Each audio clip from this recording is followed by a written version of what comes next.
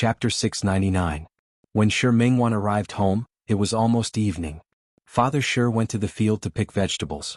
Mother Shi was cooking in the kitchen. Shi Mingru, who was already in the second year of middle school, was doing her homework in her room when she heard the sound of the car and ran out. "Sister? Why are you back?" It wasn't the new year, so Shi Mingwan rarely went home.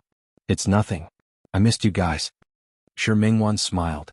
Although she came back in a hurry, she still had gifts. She took out a big box from the back seat of the car and handed it to Shi Mingru.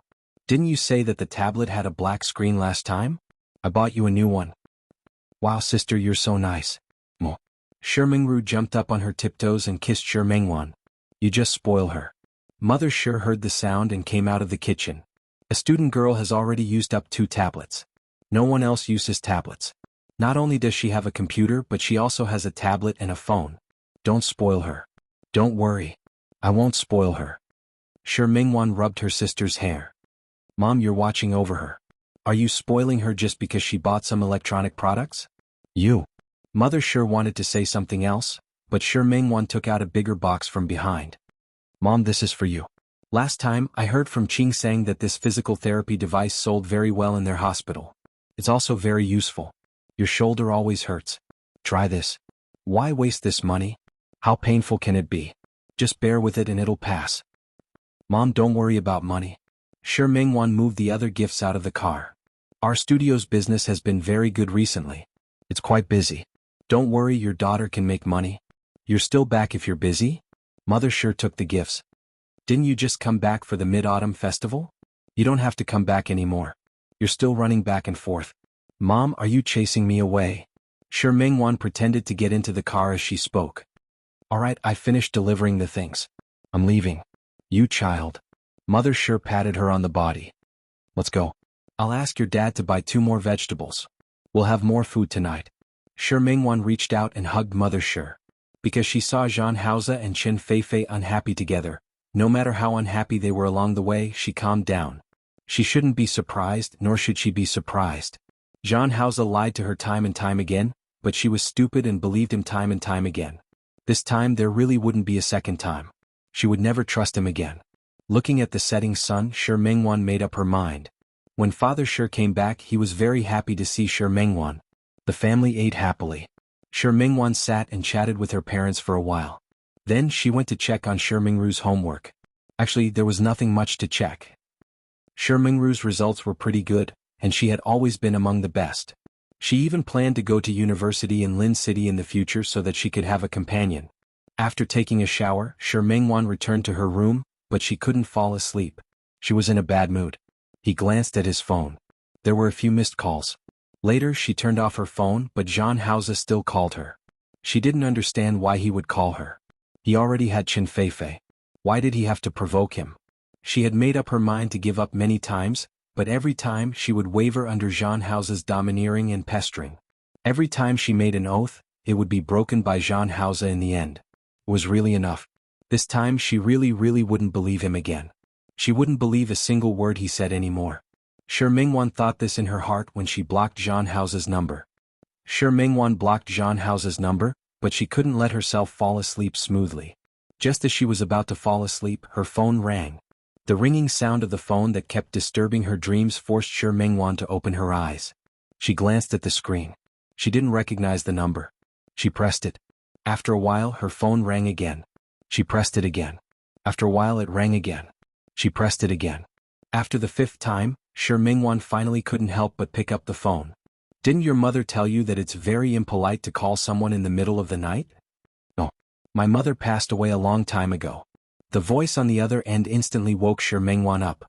She looked at the phone in her palm. It was an unfamiliar number, but the voice was indeed Zhang Haoze's. She closed her eyes and was about to hang up. "I'm at your door." Zhang Haoze's next sentence made her stop. "Right now I'm at your door. It's not the apartment in Lin City, it's your hometown. Jingfeng Town." Shi Mingwan blinked. For a moment she thought she was hallucinating. "Zhang Haoze, are you crazy? Come out." "I don't want to." Shi Mingwan's voice was full of anger. "Zhang Haoze, that's enough. Let me tell you, we're done. There's no future and there's no breakup. Anyway, we've never been on good terms."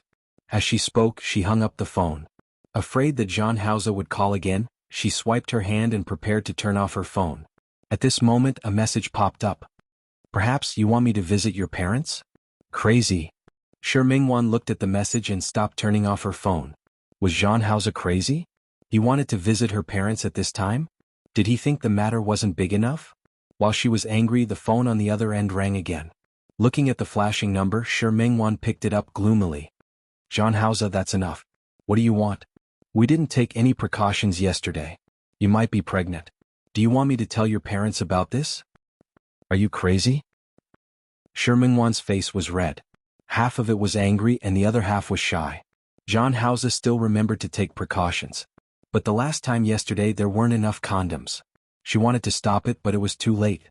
She could only be glad that it was a safe period. But Shi Mingwan didn't believe in a safe period even once. One had to know that Su Qingsang was a doctor in the obstetrics and gynecology department. She had told her a lot about all kinds of accidental pregnancies in their hospital. Many of them thought that it was a safe period. But in Su Qingsang's words, a safe period wasn't safe either. It still depended on the person. Now, Zhang Haoze, that bastard, actually used this to threaten her? How could she dare to let him talk nonsense in front of her parents? It wasn't like she didn't want to live anymore. Zhang Haoze, don't go too far. 5 minutes. Zhang Haoze said these 3 words and hung up the phone. Shi Mingwan was very angry. She only felt that her stomach was hurting now. She looked out of the window. The sky was gloomy, and it seemed like it was going to rain. She gritted her teeth, got up helplessly, put on her coat and went downstairs. It was almost midnight and Father Shi and Mother Shi were both asleep. Shi Mingru's room was at the other end of the corridor, while Mother Shi and the others' rooms were downstairs. This kind of self-built house usually had a large hall outside. Shi Mingwan could only be glad that she didn't have to be afraid of waking her parents up. Before leaving, she didn't know if it was because of some strange coincidence or something else, but she picked up her bag and car keys. When she went outside, the cold wind that hit her face made her stagger. After stabilizing her body, she saw a row of luxury cars lining up on the side of the road diagonally opposite the Shi family's courtyard. If anyone didn't wake up now and saw so many luxury cars in such a small town, they would probably be shocked.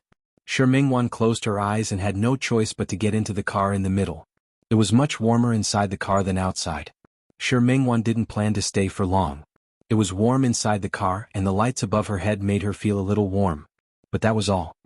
Zhang Haoze, what exactly do you want? She didn't come out because she thought that she was afraid of him or anything.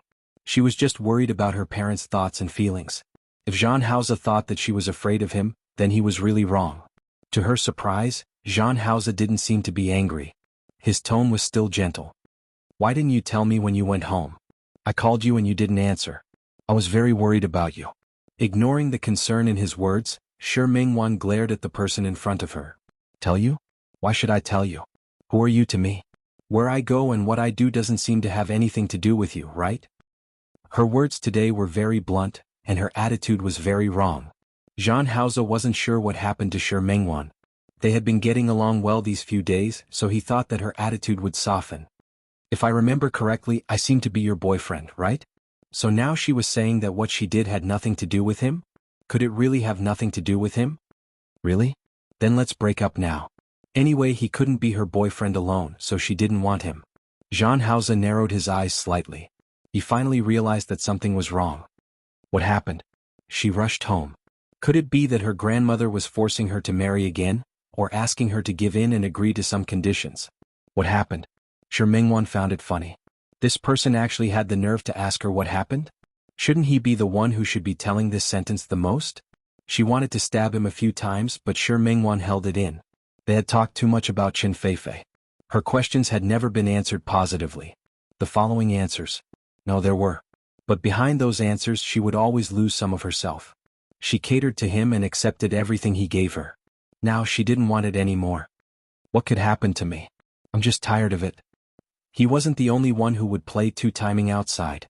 If she was given a chance, she would prove it to him. Shi Mingwan didn't need to hang herself on him. Zhang Haoze narrowed his eyes and looked at Shi Mingwan's expression seriously. He was surprised to find that what she said was actually true. Tired of it? He narrowed his eyes and listened to Shi Mingwan's rather heartless words. He tightened his grip on her hand, and his gaze returned to its previous gloominess. Do you know what you're talking about?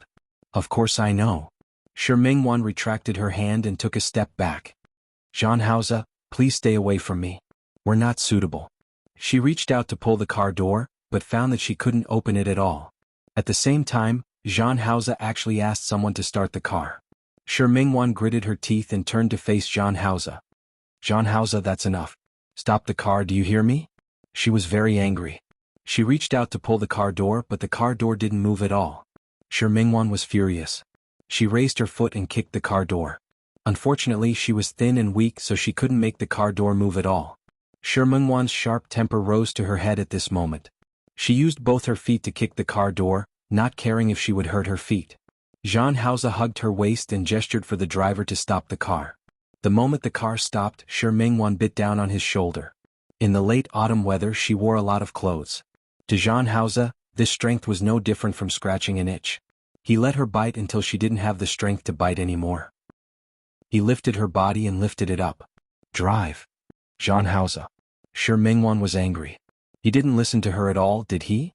Before the car started, Jean Hausa looked at her and took away the bag in her hand. He took out the car keys from inside. He gave an order and soon someone came over and took the car keys. Shi Mingwan was angry in her heart. Jean Hausa, don't be too shameless. If you really talk nonsense in front of my parents, at most we'll just fight to the death. You can try. You came out so late and brought your bag. Didn't you just want to leave? Shi Mingwan was extremely angry. Of course she wanted to leave.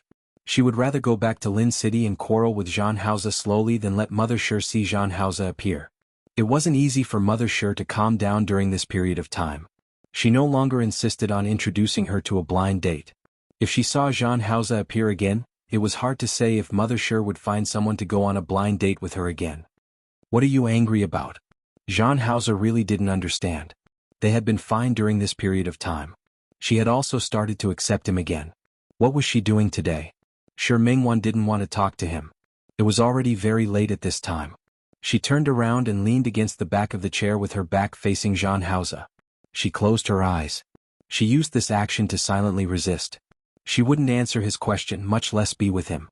Jean Hausa looked at her face. It was rare that he didn't force her to speak like he did in the past. He just stared at Shi Mingwan's face. Shi Mingwan felt Jean Hausa's gaze and closed her eyes even more tightly. However, at first she pretended to be asleep, but later on she really fell asleep. No matter what, she was someone who had been working all day and driving for half a day. In a daze, she really fell asleep. When Shi Mingwan woke up, she was still woken up by the ringing of her phone. On the other end of the phone, Mother Shi was full of anxiety. "Wanwan, where did you go? Why is your car gone? And where are you? Where did you drive to so early in the morning?" Where could she drive to so early in the morning?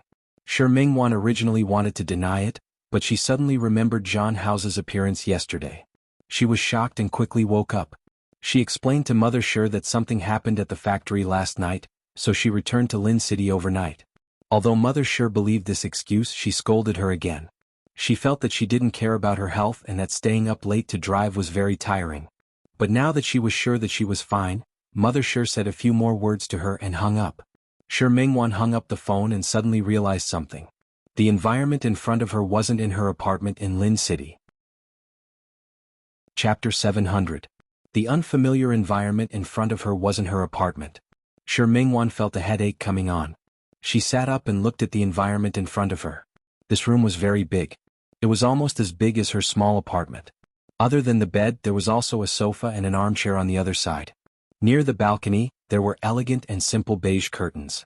The entire style was European palace style, but it didn't make people feel comfortable. She got out of bed and found that it wasn't her shoes by the bed, but a pair of extremely comfortable indoor slippers. She put on them and walked towards the balcony. When she opened the curtains, she was almost shocked. The huge man-made lake was in front of her. The green in front of her was like a park. But it looked much more elegant than a park. She looked to the side and saw that it was all villa areas. She frowned. She was friends with Su Qing-sang, and she would sometimes attend some clients' dinner parties. She had a certain understanding of some famous villa areas in Lin City. However, the neighborhood in front of her was very unfamiliar to her. She stood for a while and remembered that the last person she saw was Jean Hausa. She was about to call Jean Hausa. She didn't know that Jean Hausa was standing at the door. Where is this? Why am I here? How did he bring her here? No, it should be said, how did she appear here without realizing it? My house. Jean Hausa walked towards her. The morning light shone in from the direction of the balcony. The person in front of her was tall and handsome. The next sentence almost made Shi Mengwan's legs go limp. This is my home in Qing City. Shi Mengwan staggered and almost couldn't stand. Jean Hausa quickly supported her at this moment. For Shi Mengwan, who had just woken up, she didn't have much energy to resist him. Her lips moved and a gloomy look flashed across her eyes. You who agreed to you? Who agreed to you that I was coming to Qing City? Jean Hausa looked at the anger on her face. He didn't seem to understand why she was so angry. I told you that I wanted to bring you to Qing City. Shi Mengwan was so angry that she almost laughed. You said you wanted me to come, so I came? She said this and walked past Jean Hausa to walk out. Jean Hausa grabbed her arm. Are you angry? What? What? Do you think I can't be angry? Do you think I have no reason to be angry at you for taking me to another city or another place without my consent? Jean Hausa was stunned for a moment. Seeing the anger on Shi Mengwan's face, he nodded. I'm sorry. It's my fault I didn't ask for your permission. But I still have things to deal with here and I want to be with you, so I used the wrong method. He lowered his stance a little. Shi Mengwan wasn't used to seeing Jean Hausa like this. In the past she would have wanted to question him, but today she was too lazy to even do so. I accept your apology, so can I leave now? Jean Hausa didn't expect Shi Mengwan to have such a reaction. Shi Mengwan had already walked outside. When she reached the door, he tried to run after her. Shi Mengwan suddenly stopped in her tracks and turned back. Where is my bag? And my car? It's downstairs. I've asked someone to park the car in front of your apartment. After hearing this, Shi Mengwan didn't ask any more questions. She turned around and continued to walk out. Jean Hausa followed behind her. Shi Mengwan took a few steps and realized that there was no way out. She turned around and looked at Jean Hausa, who was following behind her. She didn't know if it was her imagination, but she saw a faint smile in his eyes. The stairs are this way. Jean Hausa explained very kindly. Shi Mengwan snorted and walked past him in the opposite direction. Her angry look made Jean Hausa decide not to tell her that the place where she had walked to the end of the road was actually the elevator. As long as she pressed the button on the side, the elevator would come up. Instead, he chose to follow behind her. Shi Mengwan was wearing cotton slippers, so she naturally couldn't walk fast. She didn't know if the air conditioner was turned on, but the warm wind in this season made her feel a little hot. The stairs were indeed on the other side. After going downstairs, she wasn't in the mood to appreciate the decorations here. She looked around and immediately saw her bag on the sofa. She went forward to pick it up and continued walking outside. After taking 2 steps, she realized that the shoes on her feet were wrong. She had no choice but to turn around and look at Jean Hausa. Where are my shoes? In the shoe cabinet at the entrance, Jean Hausa said. Shi Mengwan nodded and went forward to open the shoe cabinet. Sure enough, she found her shoes and put them on. She reached out and opened the door. The moment the door opened, the cold wind that blew into her face made Shi Mengwan quickly and instinctively close the door. She turned around and looked at Jean Hausa. Qing City is in the north? She always heard him say that he wanted her to accompany him back to Qing City, but she really hadn't paid attention to where Qing City was. She looked at her body. Before she went out yesterday, she had taken a light woolen coat, but now that she had just woken up, she didn't know where the coat was. She was only wearing a thin sweater, so she was really cold now. She glared at Jean Hausa and gritted her teeth for some reason. Mr. Jean, can I ask how I got in yesterday? Jean Hausa looked at the anger on her face and didn't seem to mind. I carried you in. You were sleeping a little soundly. When I got out of the car, I covered you with a blanket. Of course, he wouldn't say that he got into the car directly after getting off the plane. There was a heater in the car and they came directly from the underground garage, so it was normal for her not to feel cold. Shi Mengwan nodded. Her expression was very conflicted and a little angry. Good, very good. Great. In such a situation, if she didn't want to get sick from the cold, she had to ask Jean Hausa. You don't have to leave in a hurry. There are many fun places in Qing City. You can play for 2 days before you leave. Is this considered a forced purchase? Shi Mengwan was angry. Jean Hausa put his arm around her waist. This is a sincere invitation. Shi Mengwan raised her foot and was about to step on the back of his foot. However, she was wearing cotton slippers, so no matter how hard she tried, she didn't cause any harm to Jean Hausa's foot. She was angry and turned around, not wanting to talk to him. However, her stomach made a very uncooperative sound, and Shi Mengwan's face instantly turned red. Let's go. Let's eat. Jean Hausa brought her in the direction of the dining room. Previously, Shi Mingwan was so focused on leaving that she didn't notice at all. Only now did she realize that there was someone else in the house. After entering the dining room, she realized that not only was the room big, but the dining room was also big. The long white dining table had a lot of exquisite food placed in the middle. It was placed on an exquisite plate. Zhang Haoze held Shi Mingwan's hand and sat down at the other end of the dining table. There are some good places of interest in Qing City. After dinner, we can... Didn't you say that you have a lot of work to deal with? Shi Mingwan's expression was a little cold. Since that's the case, then you should go deal with your work first. Zhang Haoze wasn't angry even though she had brushed him off. He was about to explain that he could spare a day when Tang Hua rushed in from outside. When he saw that Shi Mingwan was also there, he swallowed back the words he was about to say. President Zhang, Monsieur. Shi Mingwan knew Tang Hua. This person had been with Zhang Haoze for an unknown period of time. She nodded as a greeting and watched Zhang Haoze get up. You eat first. I have something to do here. I'll take you out to play in the afternoon. Shi Mingwan didn't mind when she could go out at all. Now she was so happy that she couldn't see Zhang Haoze. Zhang Haoze was busy until it was almost evening before he finished. Shi Mingwan didn't mind. She was thinking about some questions. For example, how could she leave this place and how could she have a showdown with Zhang Haoze? Before she could think clearly, Zhang Haoze had already finished his work. The sky gradually darkened. When Zhang Haoze appeared in front of Shi Mingwan again, Shi Mingwan had just finished scrolling through her WeChat moments. Looking at the pair of long legs in front of her, she raised her head. Zhang Haoze was looking at him. Come on, let's go out to eat. Go out to eat? Shi Mingwan didn't want to move. It's very cold outside. Actually, it wasn't particularly cold. It wasn't the coldest time in Qing City yet. It was just that Shi Mingwan had just flown over from the south, so she felt that it was especially cold here. Zhang Haoze held her hand, and only then did she realize that there was a fitting room on the other side of the room.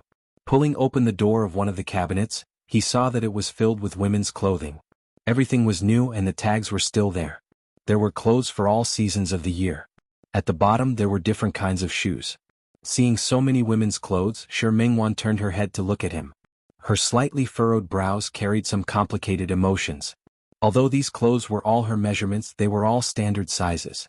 So, aren't we going out to eat? Take a coat and let's go.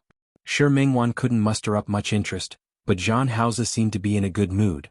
Seeing that she didn't make a move, he took the initiative to pick out a khaki-colored woolen coat and handed it to her. This one's not bad. Although Shi Mingwan wasn't very satisfied, she still put on the clothes. She found a pair of boots and put them on. Shi Mingwan followed Zhang Haoze out of the door. After getting into the car, Shi Mingwan wasn't in a good mood. Zhang Haoze, on the other hand, looked very relaxed. He reached out to hold her hand. Sorry, Tang Hua had something to talk to me about. I forgot the time and didn't accompany you. Are you angry? Shi Mingwan wasn't angry. She pulled back her hand and Zhang Haoze went to hold her hand again. She avoided him again. This time she accidentally touched a button and the car window rolled down. The cold wind blew, and Shi Mingwan closed the car window again. The car happened to make a turn at this time, so she didn't notice that in a villa next to her, Su Qingsang and Hua Jinyao had just gotten out of the car. Su Qingsang happened to see her sitting in the car window and thought that her eyes were playing tricks on her. Zhang Haoze's car circled around the city of Qing City. He seemed to be in a good mood today. He sat in the car and briefly introduced some of the scenic spots in Qing City to Shi Mingwan, as well as places to go. Unfortunately, Shi Mingwan wanted to tell him the truth and break up, so she was in low spirits and couldn't muster up any energy. In the end, Zhang Haoze thought that she was hungry, so he brought her to a place that was said to be very delicious roasted mutton. It was a typical northern courtyard house, but it was cleverly divided into private rooms. Zhang Haoze and Shi Mingwan were brought into the private room and sat down. Not long after they ordered, Zhang Haoze's phone rang. He glanced at Shi Mingwan and went out to answer the call. He didn't expect that as soon as he walked out, he would meet Su Qingsang and Hua Jinyao, who had also come because of the fame. President Zhang? President Hua. The two men stood at the door of the private room and greeted each other. Shi Mingwan saw Su Qingsang at first glance just now. She was quite frightened and instinctively hid in the bathroom in the private room. Zhang Haoze was still chatting with Hua Jinyao outside. Shi Mingwan didn't care about the things that the men talked about at all. She only cared if Zhang Haoze would suddenly go crazy and ask them to come in for dinner. If Su Qingsang saw her, it would really be embarrassing. Fortunately, Su Qingsang and Hua Jinyao didn't meet any acquaintances here. They were just here to play. After greeting each other, Su Qingsang and Hu Jinyao went to the backyard to watch them roast the whole lamb. Shi Mingwan only felt that her back was covered in sweat. When Zhang Haoze entered the door, her face inevitably became a little gloomy. "I want to leave." Her voice was a little anxious. Looking at Zhang Haoze, she didn't have any intention of staying at all. "The lamb is already being roasted. It'll be ready soon." Zhang Haoze sat down beside her and looked at her pale face. Ever since he came to look for her again this time, it was rare for him to have the intention to tease her. "Are you going out now because you want to meet that good friend of yours?" "Zhang Haoze?" Su Qingsang hadn't returned to the private room yet? "Your good friend is visiting right now. If you go out now, I won't object, but I can't guarantee that you'll coincidentally meet her." Shi Mingwan's expression was very ugly. She glared at Zhang Haoze in front of her, wishing that she could stare a hole in his body. Zhang Haoze squeezed her hand again. "If you want to see her, it's easy. I can ask President Hua to bring her along. It'll be more lively with more people, don't you think?" It was his head. Shi Mingwan turned her face away. She didn't want to see this bastard at all. Naturally, the meal was a little tasteless.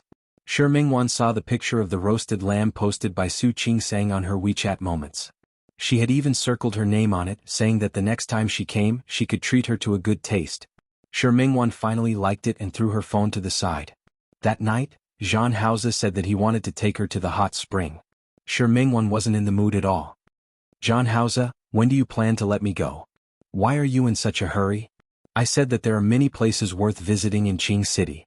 There's even a hot spring here. It's very comfortable to soak in a hot spring in this kind of weather. I'll get someone to arrange it tomorrow." How could Shi Mingwan still be in the mood to soak in a hot spring? She was in a hurry to return to Lin City now. At this moment, Zhang Haoze hugged her waist. "Pregnant women can't soak in a hot spring, so don't worry. It's unlikely that your good friend Mrs. Hua will meet you. If I return to Lin City, it's even more unlikely that she'll meet me." Shi Mingwan's words were a little mocking. Zhang Haoze acted as if he didn't hear her. He didn't think that something was wrong with Shi Mingwan because he saw her with Chen Feifei. He only thought that the reason why she was unhappy was because he brought her to Qing City without her consent, so she was throwing a tantrum. Seeing that she couldn't get through to him, Shi Mingwan decided not to say anything. She opened the door like a thief and called the waiter to confirm that Su Qingsang and Hu Jinyao were in their own private room. Then she left in a hurry. Shi Mingwan didn't expect that what she was afraid of would come true. The more she didn't want to meet Su Qingsang and Hu Jinyao, the more she would meet them. When she was pulled out of the door by Zhang Haoze and brought to the famous ancient city of Qing City, she actually met Su Qingsang again. She was a fashion designer, so she didn't have a fanatic interest in clothing stores. However, when it came to ethnic clothing stores with unique styles, they had no resistance. Therefore, along the way, even though she didn't want to be with Zhang Haoze at all, when she saw the ethnic clothing store in front of her, she still couldn't help but lift her foot and walk in. Her teacher had once told them that a good fashion design not only needed to be innovative, but also needed to be passed down. What was national was the world, and the characteristics of a nation also needed to be passed down. Shi Mingwan looked at the exquisite handmade clothes and liked them very much. Zhang Haoze said at the right time, "If you like them, you can try them on." "Yes, miss, you have such a good figure. You will definitely look good in our clothes." The shop assistant said flattering words at the right time. Seeing that Shi Mingwan stood still, she added, "The clothes in our store usually only have one pair of each color and size. Although it's pretty much the same ethnic style, we've done our own processing and processing. Miss, please try them on." It wasn't the peak season for tourism, so there weren't many people. Shi Mingwan looked at the obvious Uyghur costume and finally nodded. She didn't expect that when she went in to try on the clothes, it would be such a coincidence. Su Qingsang and Hu Jinyao just happened to enter the store. Speaking of which, Su Qingsang entered this store because of her. Although her belly was big and she couldn't wear it, Shi Mingwan could. Su Qingsang just wanted to buy a gift for Shi Mingwan. But she didn't expect to meet Zhang Haoze. Zhang Haoze also didn't expect that they and Hu Jinyao would meet in such a big city with a population of tens of millions. They were really fated. Hu Jinyao looked at him with a probing gaze. Zhang Haoze was quite calm and even started to chat with Hu Jinyao again. "President Zhang, are you alone?" "No, I'm with my girlfriend." Zhang Haoze openly admitted Shi Mingwan's identity. Of course, he didn't miss the flash of dissatisfaction in Su Qingsang's eyes. Su Qingsang naturally didn't like Zhang Haoze's behavior. One had to know that Zhang Haoze already had Chen Feifei as his fiancée, but now he had another girlfriend. She was willing to bet that his girlfriend was definitely not Qin Feifei. Su Qingsang wasn't interested in meddling in other people's business. She turned around, took a dress that she thought was suitable for Shi Mengwan, and went to the fitting room. On the other end, the shop assistant took the initiative to ask because Shi Mengwan hadn't come out. Zhang Haoze looked at Hu Jinyao, who had been staring at him curiously, and walked into the fitting room under the shop assistant's gaze. Chapter 701. Hearing Su Qingsang's voice outside, Shi Mengwan, who had already changed into a set of ethnic clothes, didn't have the courage to walk out at all. She never expected that she would meet Su Qingsang when Zhang Haoze dragged her out to the night market in the ancient city because she was in a bad mood. She didn't go out, and the shop assistant even started to ask her if she was feeling unwell. Could she be comfortable? Just yesterday she heard Zhang Haoze call Qin Feifei. Qin Yongchang had already been sent on the plane by Zhang Haoze. Qin Yongchang's illegitimate son was also sent away. If it weren't for Zhang Haoze, it wouldn't have been so easy to achieve such a feat. However, that illegitimate son ran away after getting off the plane. Qin Yongchang was a key target of surveillance. But that illegitimate son wasn't. Qin Feifei was a little nervous when he ran away. She was more or less afraid that he would return to Lin City to take revenge on her. Right now her foundation wasn't stable. If that person wanted to do something, although she wouldn't be powerless to resist, she would still be an obstacle. However, to Zhang Haoze, everything was under his control. Therefore he told Qin Feifei not to think too much. That illegitimate son wouldn't be able to run far. He would catch him and lock him up with Qin Yongchang according to the original plan. In Zhang Haoze's heart, this was just a call under a transaction. It couldn't be any more normal. But with Shi Mengwan it was completely different. It was just that her previous seeing is believing had turned into hearing is believing. Because of this reason, whether it was eating the roasted whole lamb or returning to the Cherry Blossom Manor at night, she didn't have a good expression towards Zhang Haoze. At night she didn't even allow Zhang Haoze to touch her. Now that he touched her again she had a huge reaction. The sense of shame that she was a mistress, and the resentment that Zhang Haoze had caused her to become like this was very obvious. Therefore she didn't want to bother with Zhang Haoze at all. Including today she was also forcefully dragged out by Zhang Haoze to go shopping. If possible, she just wanted to return to Lin City as soon as possible. But in this situation, it was unknown if she could walk out of this small fitting room, let alone return to Lin City. Yet, Zhang Haoze entered the door at this moment. She saw a very light smile on his face as he stared at the embarrassment on her face. "Are you okay?" "Okay." Yes, in his heart, what did other people's feelings count for? She was angry in her heart, but Zhang Haoze still had the ability to take advantage of her at this time. She was angry and reached out to push him without thinking. He advanced, she retreated, until there was nowhere to retreat. Afraid of being heard? What do you think would happen if I took you right here? You look very beautiful in this outfit. Scared. If you don't want me to take you here, then beg me. The things he did to her, the words that came out of his mouth sounded like a bastard to her. Zhang Haoze, don't go too far. She hadn't forgotten about the apparel incident last year. She absolutely did not want to become the heroine of such an event. You don't have the slightest sincerity in your pleading. If you listen to me tonight, I'll let you go. How about it? Shi Mengwan had no choice but to lower her head. Please. In the end, Shi Mengwan was carried out of the fitting room by Zhang Haoze, and he even kindly covered her face so that she wouldn't be seen by Hu Jinyao or Su Qingsang. However, Shi Mengwan heard the words, "Remember, you owe me again." The shameless bastard. If it weren't for him, how could she have fallen into such a situation? She still owed him again? How thick-skinned was this person? After leaving the ancient city, Shi Mengwan wasn't in the mood to shop anymore. She said that she wanted to go back. Zhang Haoze didn't argue with her and brought her into the car. The majestic motorcade once again drove from the parking lot of the ancient city to Cherry Blossom Manor. It was night. Shi Mengwan, who had taken a shower, went to bed early. She wanted to avoid Zhang Haoze, so she closed her eyes and pretended to be asleep before he finished his work. She thought that Zhang Haoze would let her go if she fell asleep. But it turned out that she was too naive. In a daze she felt someone pressing on her. That feeling reminded her of a big wolf dog she had raised when she was young. It always liked to pounce on her like this.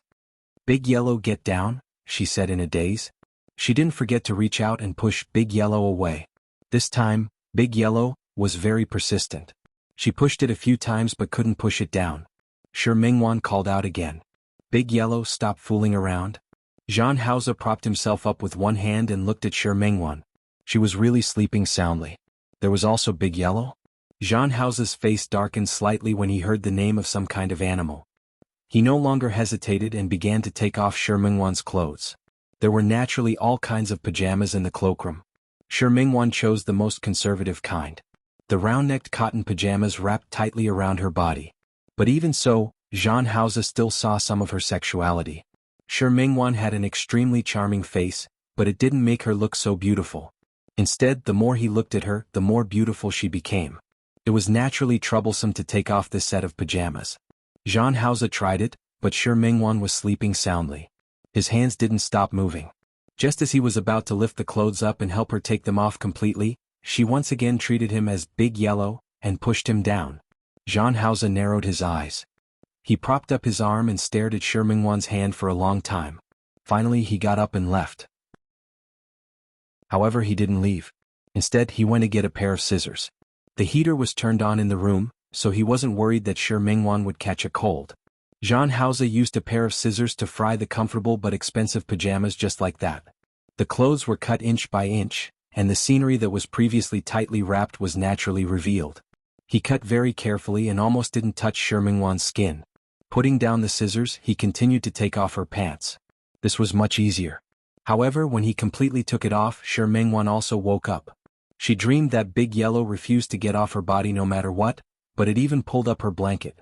At first, she tried to reach out to pull it, but later she realized that she couldn't stop it. When she realized that it wasn't Big Yellow who was pulling her pants and woke up, she realized that other than a pair of underwear, she was almost completely naked. Her face turned red and she instantly woke up. She glared at the culprit. Jean Hausa, what are you doing? Jean Hausa was about to continue tearing off the last small piece of cloth, but he didn't expect Shi Mingwan to wake up. When he met her angry eyes, he propped up his body again and moved closer to her. His lips pointed at her cheek. He kissed her lips, then moved his lips over and landed on her earlobe. He gently bit the small jade bead. What do you think I'm doing? You go down for me. Go down? Jean Hausa chuckled. His big hand picked up Shi Mingwan's black hair that was scattered on the pillow and sniffed. Your memory isn't very good. Do you want me to remind you what you promised me? What? Shi Mingwan woke up, but she was still in a daze. She didn't understand what he meant at all. Previously in the ancient city, you promised me that you would listen to me when you came back. Shi Mingwan's expression froze. She suddenly reacted. In front of her, Jean Hausa was half lying there with one hand supporting his body. His burning gaze was like that of a wolf as he stared at her. How could such a Jean Hausa not make her afraid? Without thinking, she wanted to get off the bed. Jean Hausa easily wrapped his arms around her waist. What? Do you want to go back on your word? Shi Mingwan swallowed her saliva. She really didn't know how to respond to this. You're a scoundrel. At that time, she had no other choice. Scoundrel? Who's a scoundrel? Jean Hausa retracted his arm and she pressed close to his body. He had just taken a shower and only had a bath towel on his body. Touching his slightly warm chest, Shi Mingwan felt a little thirsty. Of course it's you. If it weren't for you, how could I? He didn't finish his sentence, but Jean Hausa understood what he meant.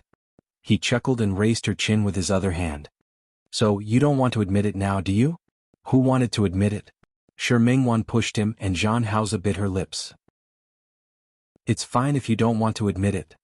He took a few steps back and his gaze fell on Shi Mingwan's face as if he was thinking. Speaking of which, I've worked with President Hua 2 or 3 times. The manor we're living in now was given by the Hua family's Tianyu group. We've worked together so many times and we're living in a house developed by others, but I've never invited him here as a guest. It's really a little rude. Seeing that Shi Mingwan's little face was gradually turning pale, he slowly said, Why don't I be the host tomorrow and invite President Hua and Mrs. Hua to my humble house? I can also be considered to be a host? What do you think? Not much. This blatant threat made Shi Mingwan's expression very ugly. She glared at Jean Hausa in front of her, wishing that she could glare at his face. However, at this moment she was lying down and wasn't wearing any clothes. No matter how she glared at him, she didn't have any imposing manner. Instead, to Jean Hausa, it was like seduction. You don't object? Then it's settled. Jean Hausa got up and was about to get off the bed. I'll get someone to arrange it now. Enough. Shi Mingwan quickly sat up and reached out to grab his hand. Her face was very red. What exactly do you want? I told you you'll listen to me today. Shi Mingwan was extremely annoyed. Did she have any other choice now? She closed her eyes and nodded. She lay back on the bed.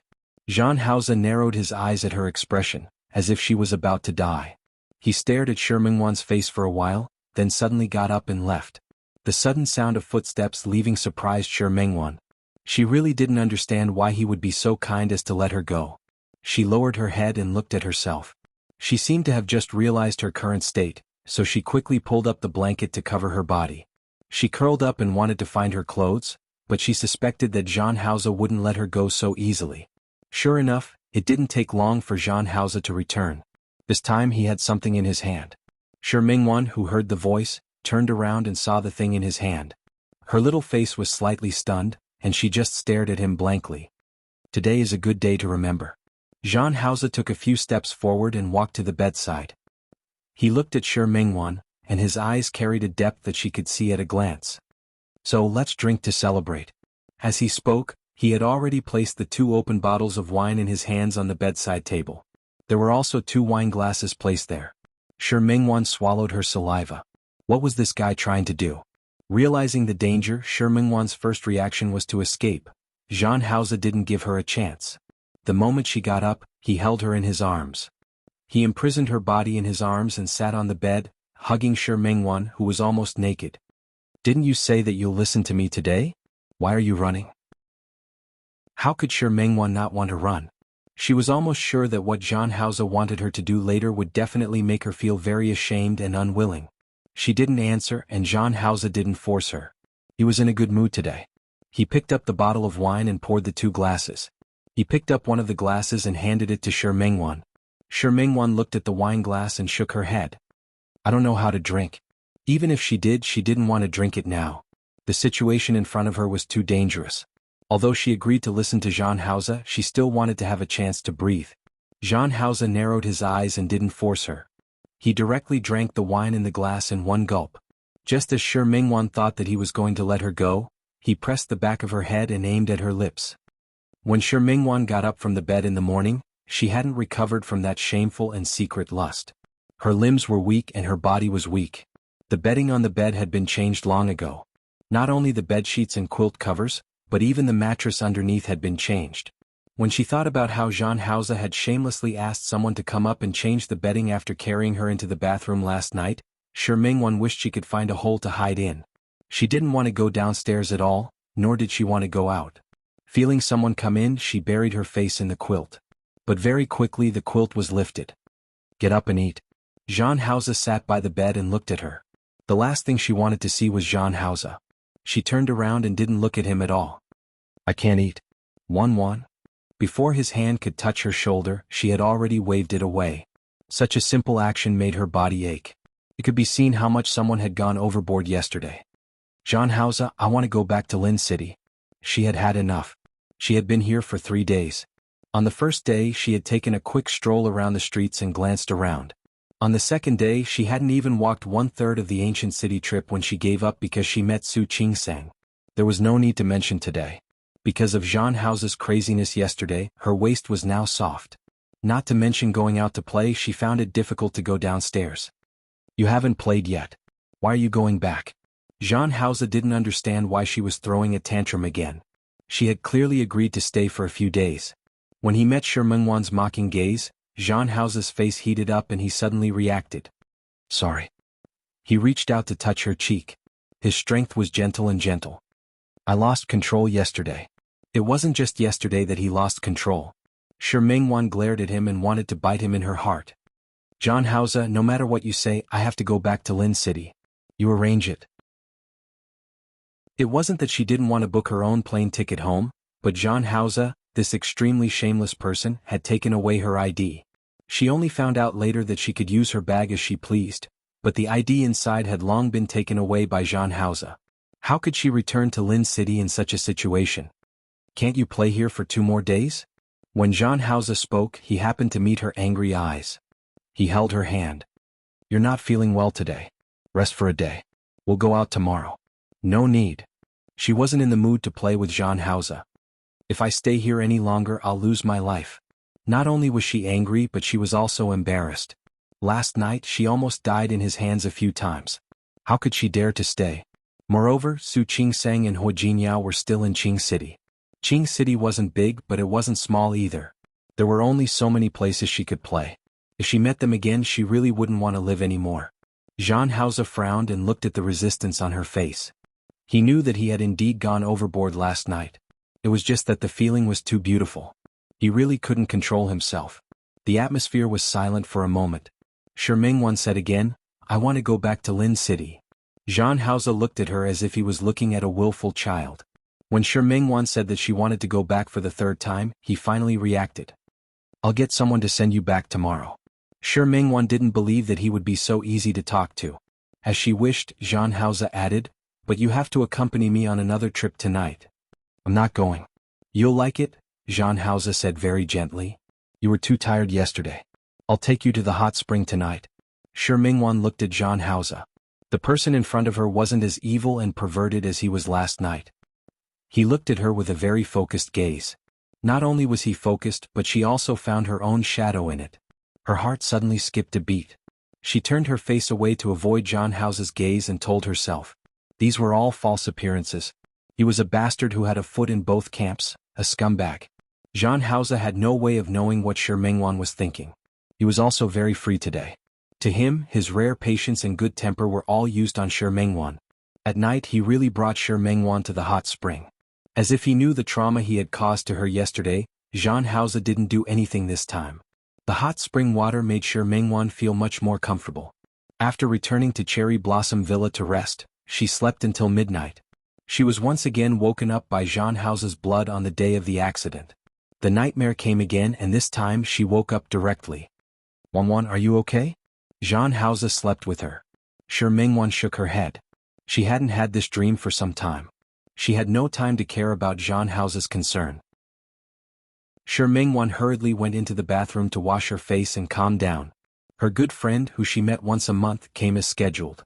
Shi Mingwan looked at herself in the mirror and suddenly heaved a sigh of relief. She wasn't pregnant. Zhang Haoze's misdeeds these few times had made her confused. There were even a few times when he didn't take any precautions, and she didn't have the rationality to remind him. Now that her period had finally come, she wasn't pregnant. That was good enough. She came out of the bathroom and had just laid down when Zhang Haoze's hand came over. He saw that her mood wasn't right just now, so he knew that she had a nightmare.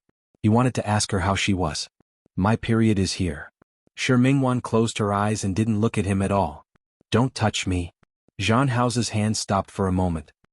He looked at the resistance on Shi Mingwan's face and didn't understand why she would lose her temper again. "I just wanted to ask if you had a nightmare." She didn't have to treat him like a beast. Every time he touched her, he wanted to have sex with her, right? "Thank you for your concern." Shi Mingwan still didn't open her eyes, and her voice was even colder than before. "I didn't have a nightmare. I'm fine. Save your concern for someone you should care about more." Don't think that she didn't know that he had contacted Qin Feifei when he was soaking in the hot spring tonight. Since he couldn't bear to part with her, why was he putting on an act in front of her now? He didn't think he was hypocritical, but she found it disgusting. Zhang Haoze contacted Qin Feifei today because his people had found the illegitimate son who had run away. He had also sent him to Qin Yongchang. He had arranged the rest of the matters.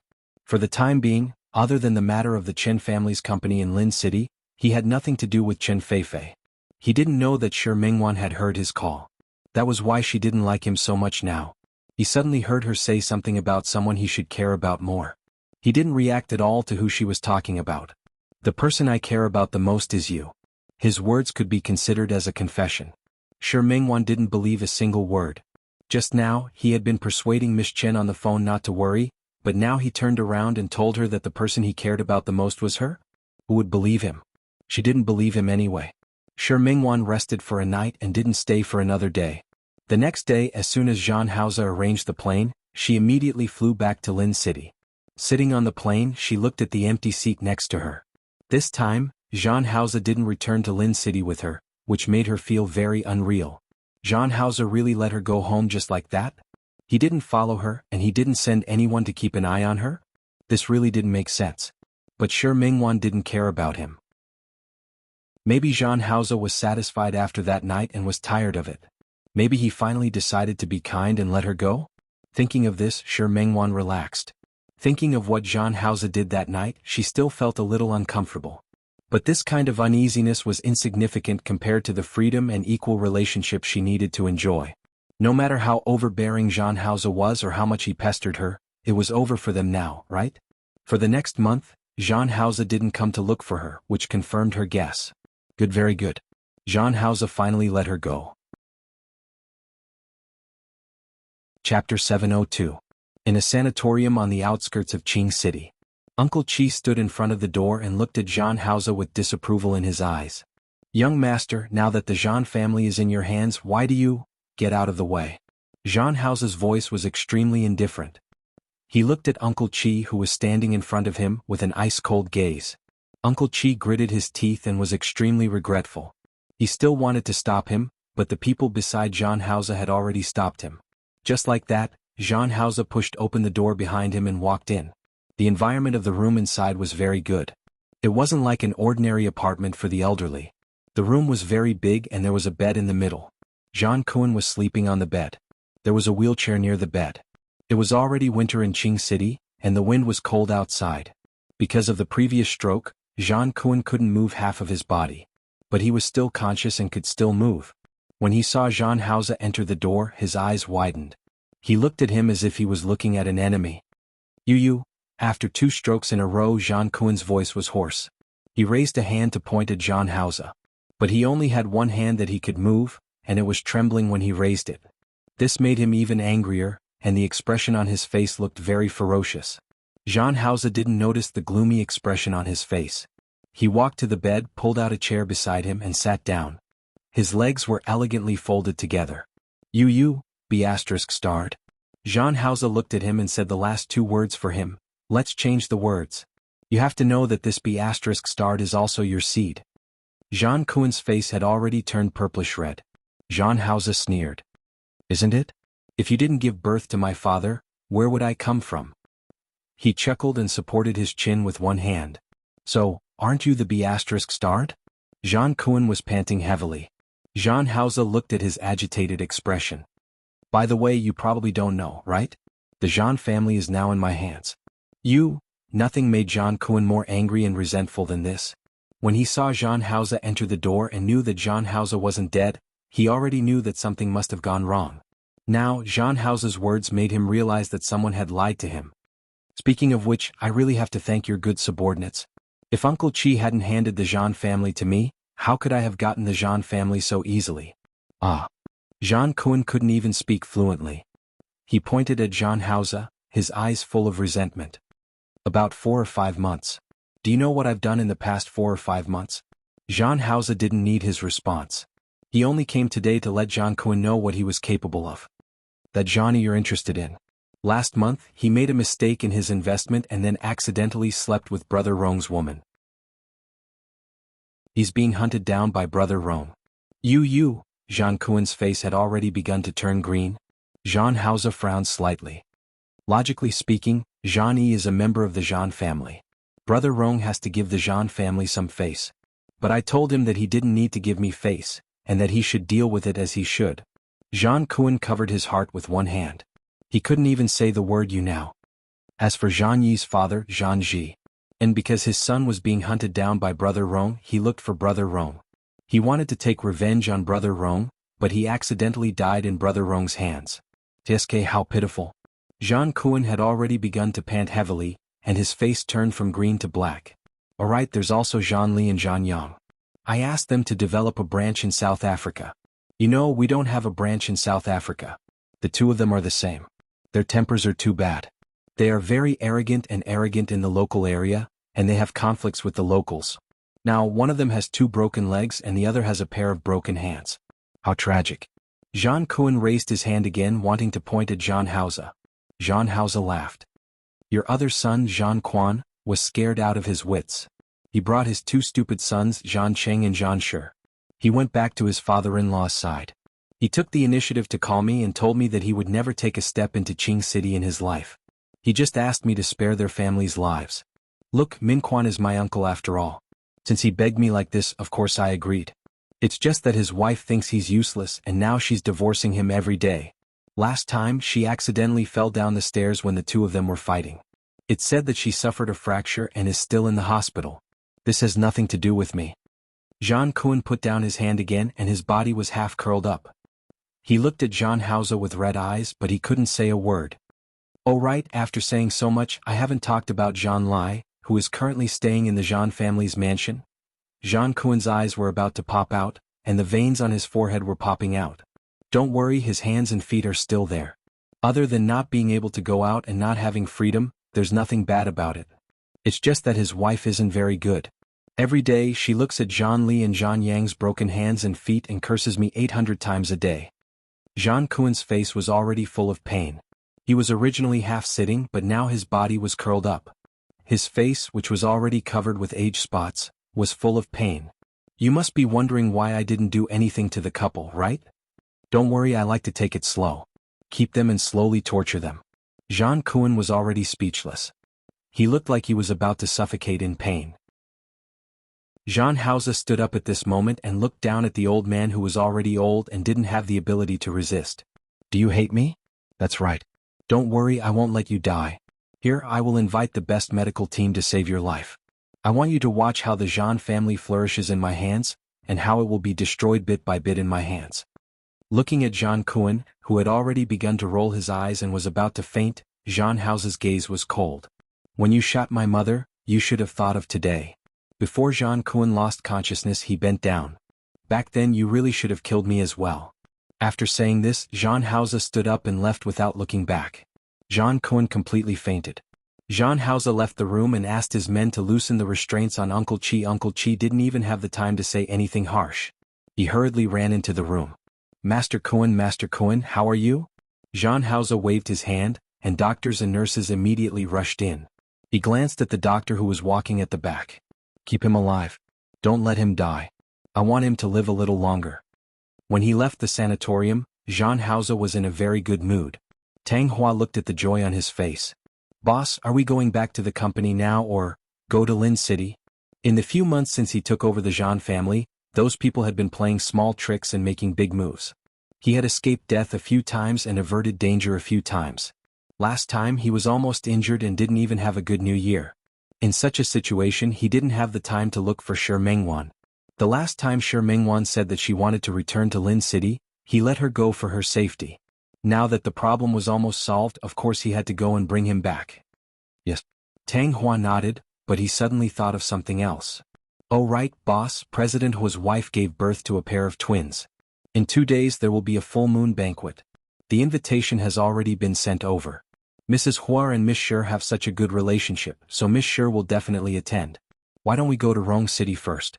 Otherwise, if we go to Lin City and Miss Shi goes to Rong City? Jean Hauser narrowed his eyes. Then let's go to Rong City. Help me prepare a generous gift. Not to mention the cooperation with Jean Hauser. With Shi Mingwan and Su Qingsang's relationship, there would be plenty of interaction in the future. Since that was the case, of course he had to prepare a generous gift. Okay. Jean Hauser relaxed and thought of Shi Mingwan's beautiful face. With her personality, he believed that she would be angry with him for not looking for her for so long. When they met tomorrow, perhaps he should coax her. Jean Hauser, who had solved most of the trouble, was already thinking about how to coax Shi Mingwan. The full moon banquet of the Hua family's twins was indeed extremely lively. When Jean Hauser arrived in Rong City, he asked Tang Hua to check. Shi Mingwan had come the day before yesterday. Moreover, she was staying at the Hua family's house with Su Qingsang. Jean Hauser wouldn't go to the Hua family to look for her. After enduring for a day, he finally had the chance to see Shi Mingwan today. He had been around Rong City a lot these few years and many people knew him. Especially recently, the Jean family in Qing City had been in turmoil. Jean Hauser had almost become a popular figure in Qing City. After greeting a few people who had worked with him before and having to socialize, he finally saw Shi Mingwan. Shi Mingwan didn't see him. At this moment, she was in front of Su Qingsang and looking at the baby in her arms. Her eyes were full of smiles, and her gaze at the baby was very gentle. He had never seen Shi Mingwan like this before. Jean Hauser was just about to go forward when a man came. Wan Xianyang, Hua Jinyao's childhood friend. The way he looked at Shi Mingwan made him very unhappy. He knew that Shi Mingwan didn't like Wan Xianying, but having such a man appear by Shi Mingwan's side from time to time was enough to make him unhappy. In the past he had no choice. In order to destroy the Zhan family he had to endure it. But now he didn't need to endure it. Naturally, he didn't need to watch Wan Xianying fawn over his woman. Fortunately, before he could go forward, Shi Mingwan had already taken the initiative to stand far away. Then she excused herself to go to the bathroom and left. He followed behind her. He didn't expect that Shi Mingwan would send Wan Xianying away, and then Li Junxing would come. Li Junxing was a person who was even more difficult to deal with than Wan Xianying. In the past 2 years he had made a lot of moves in Lin City. He had pulled down a group of people and helped another group of people. The key was that such a person actually didn't have any money on his hands. And he clearly saw it. Li Junxing's eyes revealed interest in Shi Mingwan. That was really not a good thing for him. 10 minutes later, he looked at Shi Mingwan, who was suppressed under him. She was clearly very surprised to see him. But the surprise was only for a moment. Her eyes quickly revealed other emotions. Are you crazy? Is this the men's bathroom? Looking at the accusation in her eyes, he thought about how she was able to smile at Li Junxing just now. In the end, Zhan Haoze couldn't help it. He lowered his head and kissed her lips in a very domineering manner.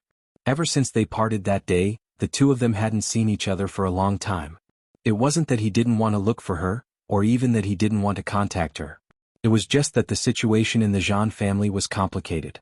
Not to mention those illegitimate children that Zhan Kuan had admitted, there were also many people with the surname Zhan that he hadn't made public. Although Zhan Kuan didn't recognize these people, he was still somewhat related to them. After all these years, Zhan Ji, Zhan Quan, Zhan Lai, and the others had their own forces in the Zhan family in Qing City. He had made a deal with Uncle Qi, but it didn't mean that he had made a deal with other people. It was better to be safe than sorry. In order not to put her in any danger, he could only suppress the urge to see her. Zhan Haoze, let go of me. When he let go of her, the first thing she said made him unhappy again. She would always let go of him, break up, not want to see him and resist. But she could be 30% smiling and 70% gentle to other men. The longing that he hadn't seen her for a long time, coupled with the stimulation of seeing her chatting and laughing with other men, made him a little speechless. Wan Xianying, Hua Jinyao's childhood friend. The second young master of the Wan family. Now he runs 2 antique shops. Among them, Gu Longshuan's business is the biggest. Every year, it brings Wan Xianying hundreds of millions of profits. This was only Gu Longshuan's shop. As for the other businesses, this second young master of the Wan family was also doing quite well. As for the other one, Li Junxing, the mayor of Lin City. His family has been in the right place for generations. Li Junxing is young, but he is already the leader of Lin City. In the past year, through the investment of a master, he has developed and renovated the old city area of Lin City. He is very popular in Lin City. I didn't expect you to be so good at seducing men. You can actually attract the favor of 2 men like this in one go. Seeing Shi Mingwan angrily slap him, Zhan Haoze grabbed her hand. Are you angry? He should be the one who was angry, right? Why didn't she know how to keep her distance from other men? Shi Mingwan wasn't just angry. She was simply furious. Zhan Haoze, not every man is like you. Like me? What do you mean? Zhan Haoze leaned over and leaned close to Shi Mingwan's face. His breath pointed at her cheek. Don't you like people like me? Who likes you? Isn't it you? It was said that men didn't recognize people after getting out of bed. This woman in front of her was the one who didn't recognize people after getting out of bed, right? Who was the one who kept calling me husband last time? Who was the one who said she loved me? Who liked me? Who was the one who kept asking me to F***CKU? Shi Mingwan's hand was grabbed by Zhan Haoze, but she was so angry that her face turned red. If this man hadn't shamelessly used such a method to force her last time, why would she have said so many shameless words? When she thought about the last time the two of them had sex, she couldn't bear to look back at what this man had done to her. Every time she thought about it, she would be so embarrassed that she couldn't show her face. Now he had to bring it up again. Shi Mingwan couldn't hit him, so she was angry. She simply moved her mouth forward and bit his arm with all her might. She bit very hard. The grievance of being entangled with Zhan Haoze for more than a year, the humiliation of being bullied by him again and again, and the shame of being forced to be a mistress. At this moment, it all turned into the strength of her teeth. The more she bit, the harder she bit. She even tasted the taste of blood. She didn't let go, so Zhan Haoze let her bite. It wasn't until she bit her lips until they were numb and she couldn't bite anymore that she had no choice but to retreat. He finally hooked up her chin and made her look at him. How ruthless. He looked at the blood on her lips and gently wiped it away. The words that came out of his mouth made Shi Mengwan want to bite him again. Fortunately, you bit my hand. If you bit my brother, you won't have any happiness in your next life. Shi Mengwan opened her mouth to bite him again, but he hugged her. At the same time, he lowered his head and gave her another long kiss. When he kissed her until she couldn't breathe, he finally let go of her and hugged her limp body in his arms. He lowered his head and kissed the top of her head. My hand is so hard. It's a waste of energy for you to bite me. You'll even make your teeth hurt.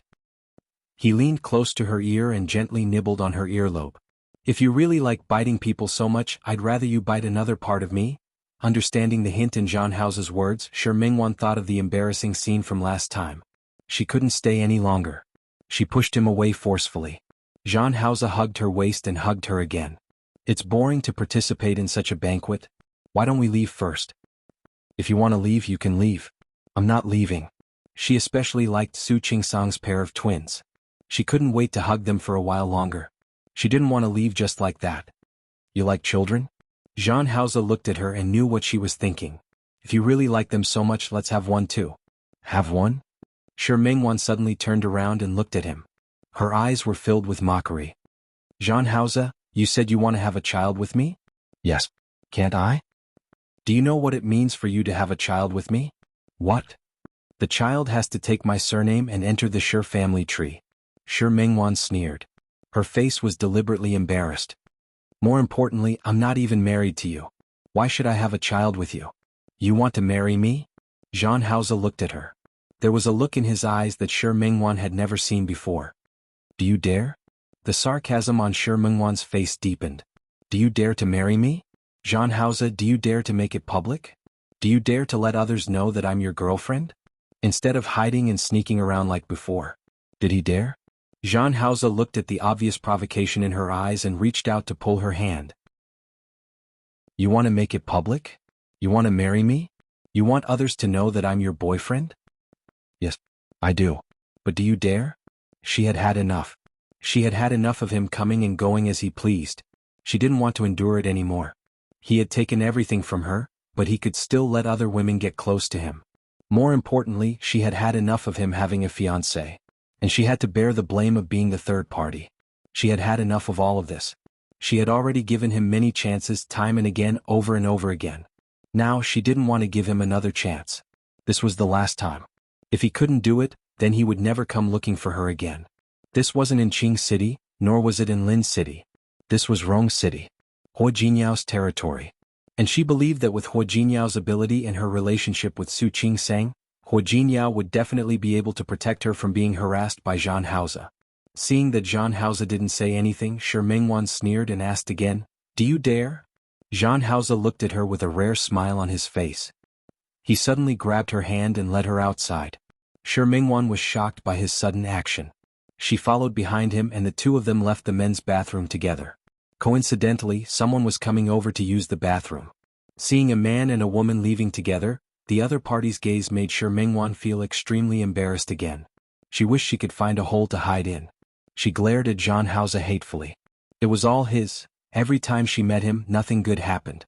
He always embarrassed her. While she was distracted, Zhang Hao had already brought her to the hall. Shi Mengwan, who realized what Zhang Hao was going to do, had no time to retreat. Just like that, she held hands with Zhang Hao and appeared in front of everyone. Su Qingsang had just coaxed Nian Nian and was about to carry her to the nanny when she saw Zhang Hao and Su Qingsang coming out hand in hand. Her eyes widened as if her eyeballs were about to fall out. Huo Jinyao happened to be surrounded by a group of childhood friends. He held her in his arms and thought about it. Wan Xianying was extremely envious. He was about to coax Huo Jinyao into giving him a hug when he saw it from the corner of his eyes. His eyes widened for a moment. The moment he saw Zhang Hao, he remembered who this person was. He had no choice. Who asked Zhang Hao to be too famous in the past few months? In terms of methods and scheming, who could compare to Zhang Hao? Just based on the methods he used to deal with his cousins and uncles in the Zhang family, this person made people feel a chill run down their spines. But now, such a chilling man was holding a woman's hand with a gentle expression? It was too late for Shi Mengwan to retract her hand. Su Qingsang had already seen it. Zhang Haoze held her hand and walked towards Su Qingsang. Su Qingsang really didn't have a good impression of Zhang Haoze. Last year when she went to Qing City to play, she saw him with another woman. He originally had a fiancée in Lin City. Later when she saw what he did, she disliked him even more. Even if Zhang Haoze and Hu Jingyao had business dealings, that was only between men. From her point of view, she really didn't like people like Zhang Haoze. Mrs. Hua. Zhang Haoze put his arm around Shi Mengwan's waist and nodded slightly. Thank you for taking care of Wanwan these few days. Thank you. Su Qingsang blinked. She looked at Zhang Haoze and then at Shi Mengwan and suddenly smiled. President Zhang, you're welcome. Wanwan is my best friend. It's my duty to take care of her. However, I don't understand President Zhang's thank you. May I know in what capacity, President Zhang, are you thanking me?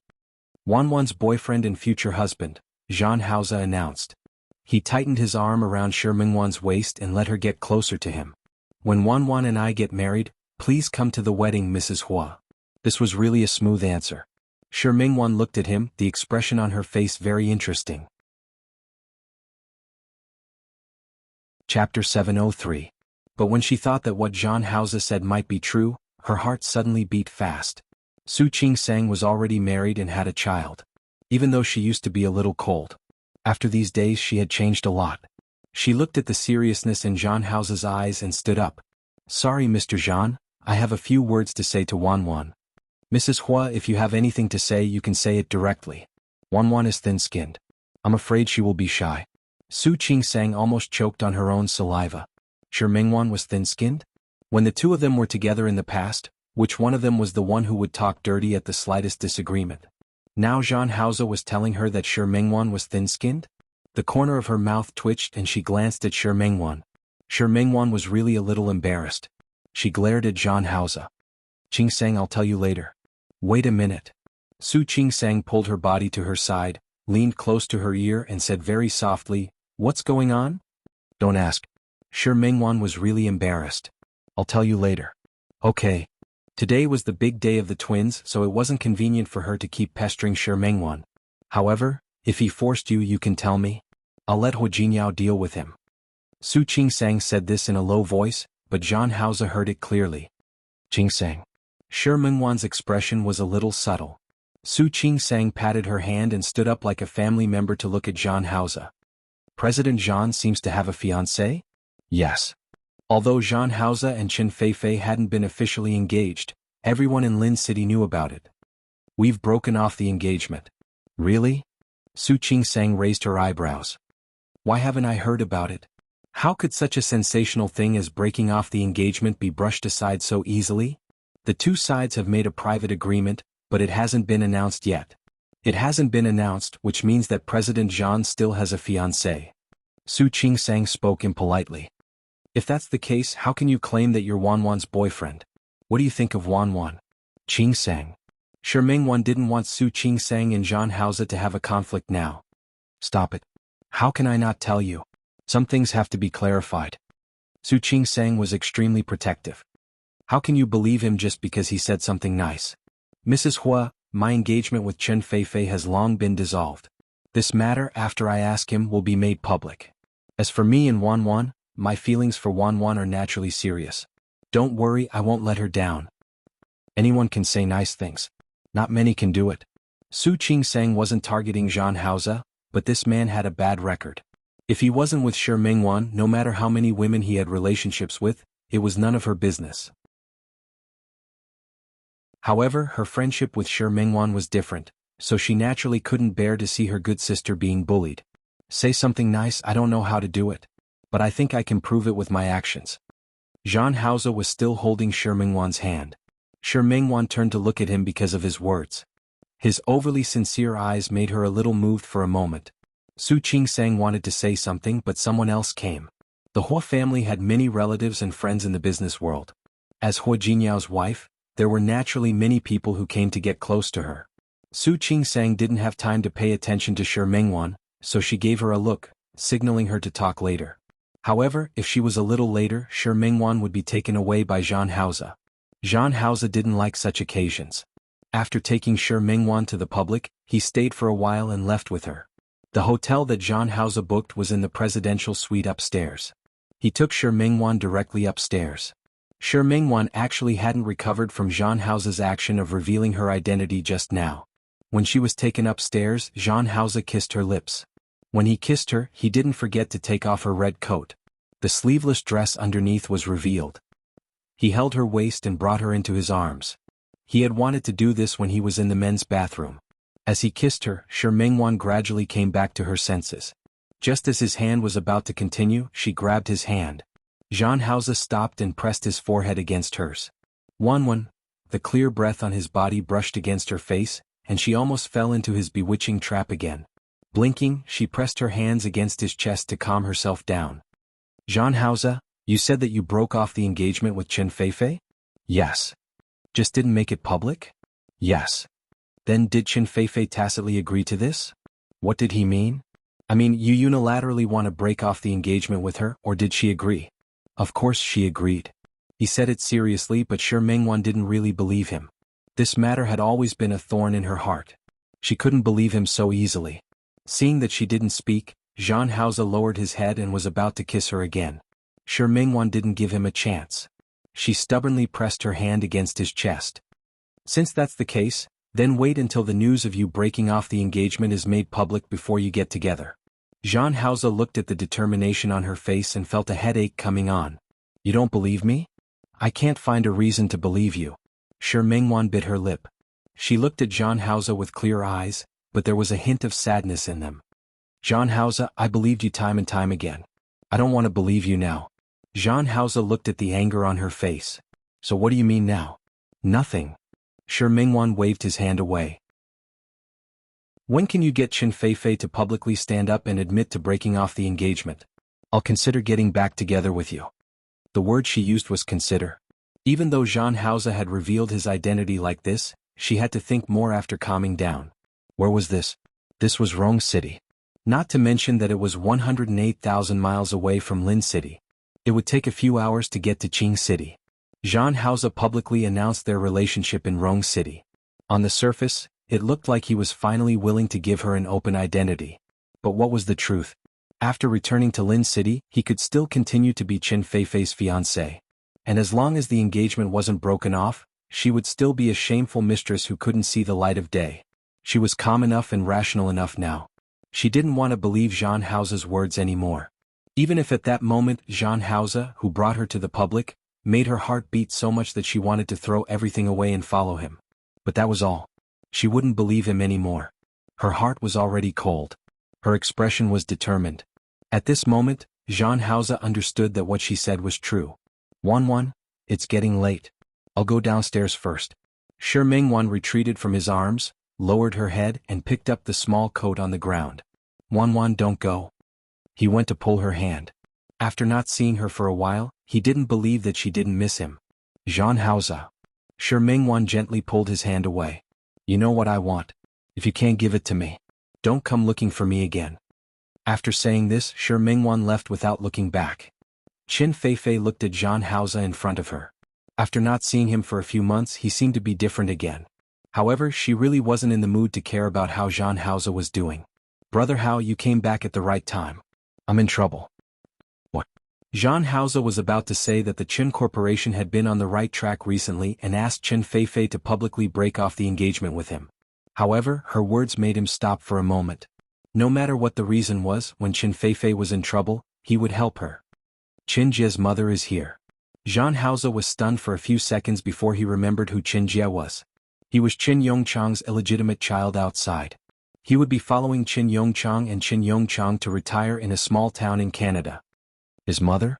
After Zhang Haoze found out about Chen Jie, he specially checked his mother's information. According to the information, the other party took care of Chen Jie for a period of time after giving birth to him. Later, for some unknown reason, she left on her own. As for where she went, the information didn't find it. At that time, Zhang Haoze didn't care about this. Therefore, he didn't continue to investigate. Is there a problem? The woman surnamed Liang is Chen Jie's mother. I don't know where she got a will made by my father, but she said that the Qin Corporation belongs to Chen Jie. Although Chen Feifei said this, she knew very well that the will was real. Qin Yongchang really wrote such a will, and he really planned to give the Qin Corporation to Qin Jia. When Qin Feifei thought of this, she felt upset. Oh. Zhang Haoze was stunned for a moment. He didn't expect Qin Yongchang to have such a trick up his sleeve. All of it? Yes. All of it, all of the Qin Corporation's shares. They all belong to Qin Jia. When Qin Feifei said this, she sneered. And I can get all of the real estate and funds under his name. It looked like a lot, but in reality, compared to the Qin clan, it was just a small sorcerer meeting a great sorcerer. She really didn't expect her good father to be so biased. The father-daughter relationship of more than 20 years seemed to be fake now. You've checked it all? Is it true? Qin Feifei didn't answer, so it was a definite answer. She looked at Zhang Haoze, and a flash of ruthlessness flashed in her eyes. Brother Hao, you know that I absolutely can't watch the Qin Corporation fall into that person's hands. Zhang Haoze's hand unconsciously knocked on the table, and he suddenly raised his head. Don't be anxious. The Qin Corporation is still yours. It won't be anyone else's. Brother Hao, do you have a solution? Of course. Zhang Haoze expressed his opinion. Let's not talk about the fact that uncle is still alive. The will only take effect when he dies. Even if there really is this will, it doesn't matter. Just ask your father to write another one. Will my father be willing? Qin Feifei sneered. He gave the company to Qin Jia. Will he be willing to write another one? No wonder although he was unwilling at first, he still went to Canada later. So he was waiting for her here. He wants to give the company to Qin Jia, but he needs Qin Jia to be alive to spend it, right? Zhang Haoze looked at Qin Feifei. Let my people take Qin Jia away and hide him for a few days. If your father really cares about him that much, he will naturally agree to write a new one. When the time comes, we can just go to the court. Won't everything be fine? Then what if my father writes another one? The legal effect of a will was based on the last will before a person died. Qin Yongchang could write another one. Then if Qin Jia was safe, he could also write another one. Zhang Haoze looked at Qin Feifei and thought of Zhang Kuan. It's not difficult. Let the doctor write a certificate to prove that he is insane. Then no matter how many wills he writes later, they will be invalid. What's more, I don't intend to let him write another will. Then Brother Hao, I'll let him write the equity transfer agreement directly. Zhang Haoze sneered. The Qin Corporation still belongs to your father now. Let him transfer all the property under his name to you. By then the property will already be under your name. What's the use of his will? This move was extremely ruthless. Qin Feifei didn't expect it. She looked at Zhang Haoze and suddenly smiled. Good idea. If possible, send the woman surnamed Liang to accompany my father. As for Qin Jia, let him be with them for a while. This meant that he wanted to use Qin Jia as a hostage. Zhang Haoze nodded. Okay, I'll get someone to arrange it. Thank you, Brother Hao. You're welcome. I came here to look for you for something. What? Issue a statement to break off the engagement with me. Qin Feifei was stunned for a moment. The 3-month period had actually passed long ago, but Zhang Haoze's name was too useful, so she had forgotten about it for a moment. TSK. I thought you'd forgotten. How could I forget such an important matter? In fact, he really forgot. He thought that it would be fine as long as they all reached an agreement. However, he didn't expect Shi Mingwan to care so much about this matter. He had no choice but to come personally to resolve this matter. Brother Hao, do you dislike me that much? You won't give me a chance at all? She was a little resentful. No matter what, she had grown up with him, but their relationship was actually so indifferent. It really made her sad. Feifei, all right. Qin Feifei shook her head. I'm so good. It's not like no one wants me. But Brother Hao, since the right to break off the engagement is in my hands, you shouldn't mind what excuse I use, right? I don't mind. This was what he had promised Qin Feifei back then. However, if Zhang Haoze knew what Qin Feifei said later, it would make things difficult for him.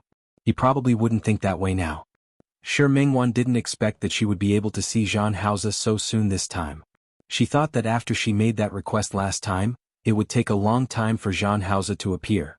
After all, Qin Feifei seemed to like Zhang Haoze so much, so how could she easily agree to break off the engagement? Therefore, after Su Qingsang's 1-month celebration for the twins, she played in Rong City for 2 more days. Under Su Qingsang's persuasion, she promised her that if Zhang Haoze couldn't run away to marry her and get married, she wouldn't be with Zhang Haoze. It wasn't that Su Qingsang didn't believe Zhang Haoze, but she really felt that her good friend was a woman who was blinded by love. Otherwise, why would she be single for a big brother from more than 10 years ago? Shi Mingwan didn't expect that as soon as she entered the door and put down her luggage, Zhang Haoze would come. Zhang Haoze returned to Lin City earlier than Shi Mingwan. As soon as he came back, he went to find Qin Feifei to resolve the engagement. He didn't expect Qin Feifei to be in trouble.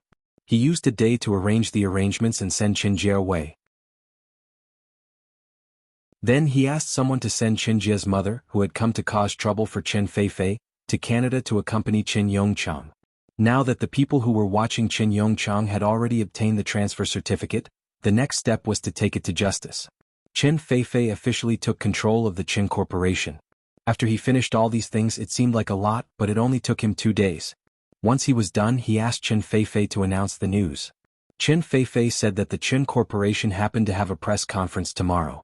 She would announce it at the press conference. Zhang Haoze's matter had been resolved. He didn't want to delay any longer. He directly came to look for Shi Mingwan. When Shi Mingwan saw Zhang Haoze at this moment, her emotions were a little complicated.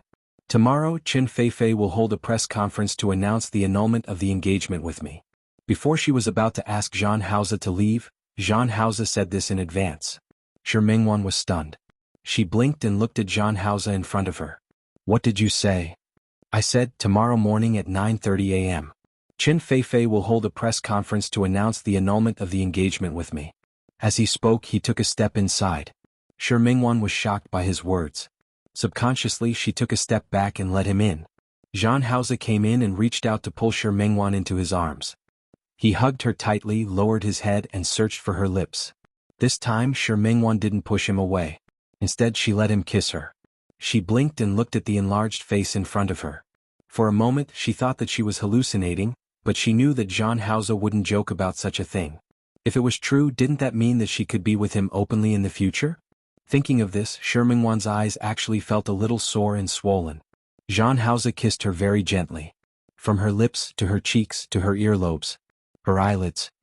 He kissed her bit by bit and took off her clothes bit by bit. Shi Mingwan didn't push him away. She reached out and hooked her arms around his neck. If she was more honest with herself, she would admit that she missed him too. She missed him very much. Even if she pushed him away 100 times, 1,000 times. When he got close to her again, she would still think about being with him. That was the contract they had made since they were young. Tears welled up at the corners of her eyes and were kissed by him. His kiss fell on her like a feather. She closed her eyes and trembled with his movements. This night was exceptionally long, but it also seemed exceptionally short. Shi Mingwan was very tired, very tired. But even though she was so tired and had something on her mind, she still woke up early the next day. Yesterday, she didn't have much interaction with Zhang Haoze. But after making love, Zhang Haoze still explained a little to her. Qin Feifei had once done him a favor and he wanted to repay her. So he agreed to some of her conditions. She wanted to ask what kind of favor it was, but Zhang Haoze didn't continue. "Since you're so energetic, why don't we do it again?" The memories made her blush. When she woke up, the first thing she did was to pick up her phone.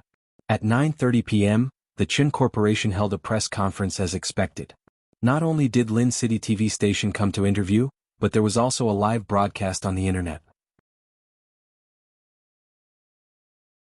Chapter 704. Qin Feifei's delicate image was completely different from before. She was wearing a dark suit and delicate makeup. She looked much more capable and experienced than before. Behind her was a man and a woman who seemed to be her assistants. When Qin Feifei walked to the upper seat and sat down, a reporter wanted to ask her questions. She waved her hand and quickly grasped the home court. She only said 2 things. First, she had officially taken over the Qin Corporation from Qin Yongchang. As for Qin Yongchang, because of his health, he had already gone abroad to recuperate. No one cared about Qin Yongchang's physical condition. This was because Qin Feifei then mentioned 2 of the Qin Corporation's future plans. The audience applauded. They all knew that the new CEO couldn't be judged by his appearance. He finished talking about the company's development direction. Immediately, a reporter asked about Qin Feifei and Zhang Haoze. "You've been engaged to President Zhang for a long time. When will the wedding be held?" The reporter's words made Qin Feifei chuckle. "My friend, don't ask this question next time. President Zhang and I have already broken off our engagement. So there won't be a wedding." "What?" The spotlights of the reporters below the stage were flashing non-stop, and a few reporters stood up to ask questions. "Sorry." Qin Feifei smiled and signaled for the reporters to be quiet. "My engagement with President Zhang was annulled a long time ago. For some reason it hasn't been made public. Today is a good opportunity for me to make things clear to everyone. Next time, don't associate me with him again. Miss Chin, I heard that you and President Zhan are childhood sweethearts. May I ask why you broke off the engagement? Sorry, it's not convenient for me to disclose. Miss Chin, may I ask if President Zhan knows that you announced the annulment of the engagement today? Of course. Qin Feifei seemed to be in a difficult position. After all, he has been waiting for this day for a long time. Miss Qin, can you explain what you mean when you said that he has been waiting for this day for a long time? The reporter's questions came one after another. Qin Feifei avoided the important point and focused on the trivial. Because his heart belongs to someone else. Qin Feifei suddenly exclaimed, Sorry. He was wrong. Actually, it's because we don't get along. Although we've been childhood sweethearts for so many years, we're only siblings. Please don't misunderstand and don't overthink it. After saying this, Qin Feifei left the press conference under the protection of security. However, her last two sentences were obviously a blatant lie. The reporters had caught a big scoop. Shi Mingwan didn't see the second half of the press conference. She only saw Zhan Haoze return when Qin Feifei said, I'm sorry, President Zhan and I have already broken off our engagement. She heard it. Zhan Haoze naturally heard it too. Shi Mingwan put down her phone and looked at Zhan Haoze. Suddenly she felt a little unreal. Did they really break off the engagement? So simple? Was it that easy? What she had imagined and thought was very difficult was solved so easily. She blinked her eyes and stared blankly at Zhan Haoze approaching the bed. He sat down in front of her, looked at her dazed expression and reached out to caress her cheek. Do you believe me now? Shi Mingwan bit her lip. She didn't know what she could say. How did you do it? Doesn't Qin Feifei love him very much? How could he be willing to break off the engagement? I did her a favor. Zhan Haoze reached out and pulled her into his arms. He lowered his head and gently kissed the top of her hair. Shi Mingwan let him kiss her and felt her heart beating a little fast. She wanted to cry, but she also wanted to laugh. Was the matter resolved just like that?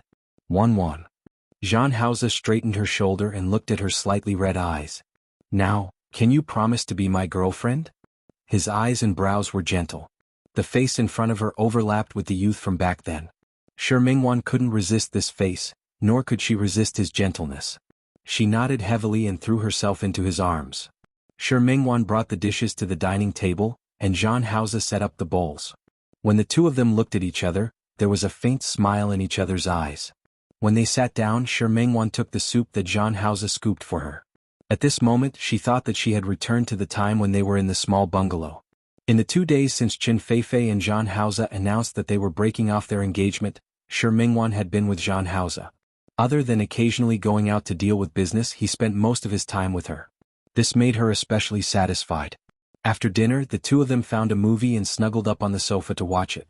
Shi Mingwan had thought of going to the cinema with Zhan Haoze to experience the feeling of a date. However, every time she had to go out and see such a big scene, she didn't want to go out with Zhan Haoze at all. It was too exaggerated. To Zhan Haoze, this kind of movie was very boring. He would rather do something else. However, Shi Mingwan was very interested in watching it. He was so bored that he could only play with her fingers. Shi Mingwan pulled her hand back and he went to grab it again. Her hands were well maintained, but because she had been drawing for many years, there was a thin, extremely light layer of calluses where her fingers held the pen. He felt a little heartache when he saw it. He held her hand and brought it to his lips to kiss it. This kind of interference made Shi Mingwan unable to continue watching the movie. She pulled her hand back. Stop fooling around. Zhan Haoze stopped playing with her hand and turned to wrap his arms around her waist. He watched as she took the exquisite collarbone. He lowered his head and kissed it. Shi Mingwan pushed his head again. I said stop fooling around. Just as they were about to reach the climax, the male and female leads broke up because of a misunderstanding. Zhan Haoze kissed the top of her head instead. 1-1, come back to Qing City with me. Shi Mingwan was watching attentively when she suddenly heard this. She turned around and glanced at Zhan Haoze. Zhan Haoze. Come back to Qing City with me, Zhan Haoze said very seriously. I've been busy for the past few days. Most of the business focus has been shifted over. In the next few days, Qing City will be the main focus. 1-1, I hope you can come to Qing City with me. Shi Mingwan was silent. Before Zhan Haoze broke off the engagement, she had thought about how they would continue their path if she could be with Zhan Haoze openly one day. She had also considered what Zhang Haoze said about going with him. For example, didn't Su Qingsang also marry out of town? However, it was one thing to have this plan in mind, and it was another thing to actually have this day come. I need to think about it. What else do you need to think about? Shi Mingwan didn't know what to say. Now that she was in Lin City, it would only take her 2 hours to return to her home. But if she went to Qing City, she would be even further away from her parents. She originally wanted to bring her parents to Lin City, but they weren't willing. In 2 years, when Shi Mingru was admitted to a school in another city, her parents wouldn't even have a companion by their side. If you're worried about your parents, you can bring them to Qing City. I have a lot of businesses in Qing City. When the time comes, they can choose any place to live. My parents won't go with me. No matter how small the town was, it was still their own home. No matter how good Qing City was, it was still someone else's place. If your parents don't want to go, I can hire someone to take care of them. That's not necessary. They're in good health now. My dad is still working in the fields every day. Shi Mingwan looked at Zhang Haoze and thought of something else. Let's go back to town tomorrow to see my parents, okay? Mother Shi had some misunderstandings about Zhang Haoze, although it wasn't a misunderstanding. However, if she really wanted to go to Qing City with Zhang Haoze, she still had to get her parents to agree. Okay. Zhang Haoze nodded. I should visit your parents. Don't worry, I'll do my best. I'm afraid it won't be easy for my mother. Shi Mingwan didn't mind reminding him. Don't forget you have a criminal record. Zhang Haoze also thought of it. He picked up Shi Mingwan's body and hugged her in his arms. Criminal record? Is it that serious? Isn't it? Shi Mingwan raised an eyebrow. You have a fiancé. She reached out and tapped Zhang Haoze's chest. Thinking about it this way, I'm really at a disadvantage. Perhaps I should get a fiancé too. 1-1. Zhang Haoze didn't like such a suggestion. This joke isn't funny. I think it's pretty good. Shi Mingwan looked serious. After all, I haven't seen many other men, so she couldn't say the rest. Zhang Haoze would allow anything else, but to let Shi Mingwan see other men? Dream on. Shi Mingwan was just casually saying it. How could she really go see other men? Now that Zhang Haoze kissed her until she couldn't breathe, she wrapped her arms around his neck and kissed him instead. This kiss slowly changed its flavor. Shi Mingwan was right. In Shi Mingwan's heart, Zhang Haoze was a man with a criminal record. It was obvious from the fact that she kept arranging blind dates for her daughter. To Shi Mingwan, the son-in-law she wanted to find for her daughter didn't need to be rich or capable. There was only one requirement: to be good to her daughter and make her happy. Zhang Haoze, who had a fiancé before, was obviously not within her consideration. Therefore, when she saw Zhang Haoze follow Shi Mingwan into the door with his hands full of gifts, not only was there no smile on his face, but he was also very gloomy. 1-1. Shi Mingwan and Zhang Haoze stayed together in Lin City for a few days. It wasn't until Zhang Haoze received a call that he was going back to Qing City. There were a lot of things waiting for Zhang Haoze to deal with in Qing City, but he stayed with her in Shi Mingwan's small apartment in Lin City. Tang Hua and Zhang Yang didn't say it out loud, but they were already complaining in their hearts. One had to know that although the Zhang family was suppressed to the point that they couldn't raise their heads, Zhang Lai wasn't dead yet. Zhang Lai's wife, Bai Shuqiao, also had a good family background. Now that the two of them and their 2 sons were locked up under surveillance, how could the Bai family be willing to accept this? They had come to their door a few times, although they were all blocked.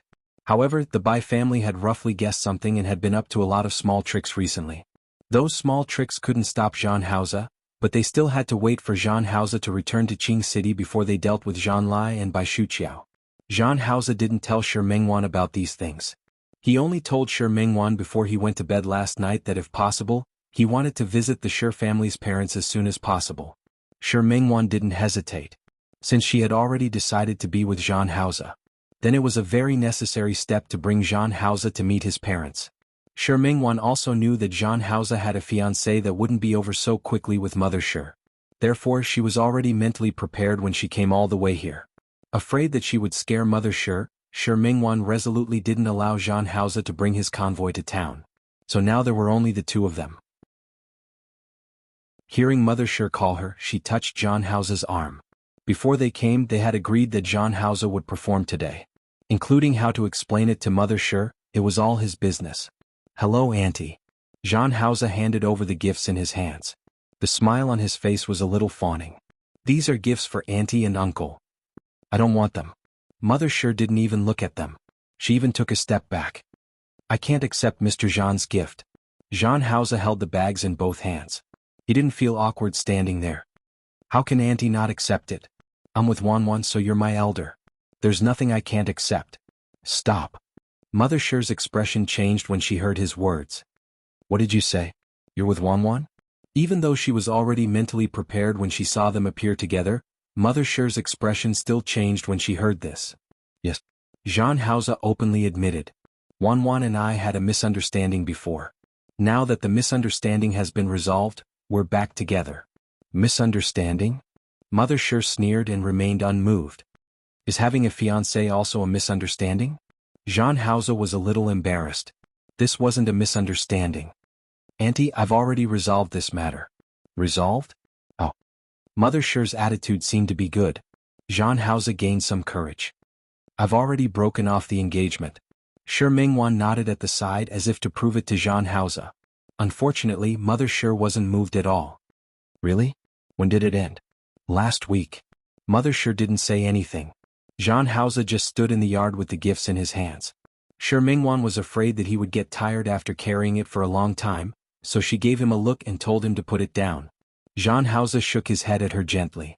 Mother Sure didn't miss their small movements at all. She looked at Sure Mingwan and suddenly spoke. Wanwan. President Jean said that he broke off the engagement? Is this true? Yes. Then how do you know that he really broke it off? What if he's lying to your face and deceiving you? Mom? Sure Mingwan felt that Mother Sure had really watched too much TV. How is that possible? He held a press conference and appeared on TV about breaking off the engagement. Really? Of course. Sure Mingwan quickly nodded. Mom, don't worry. His engagement is really broken off. Mother Sure wanted to say something else, but Jean Hausa handed the gift in his hand forward at the right time. And believe me, I'm really single now. I don't have an engagement and I don't have a girlfriend. I'm also serious about Mingwan. With her guarantee, Mother Sure felt that something was wrong, but she couldn't remember what it was. In the end, she didn't hit a smiling person. She waved her hand and called Jean Hausa into the house. The few of them had been standing in the yard talking just now. Fortunately, it was busy farming now, so there weren't many people. Otherwise, people might gossip if they saw them. Sure Mingwan blinked at Jean Hausa. This meant that she had passed. Jean Hausa smiled and the two of them entered the door. Mother Sure looked at the time. Your dad has gone to the fields and will be back soon for dinner. You guys sit for a while. I'll go buy some vegetables. Mom, I'll go with you. No need. Mother Sure tapped Sure Mingwan's forehead. If you want to come back next time, let me know in advance.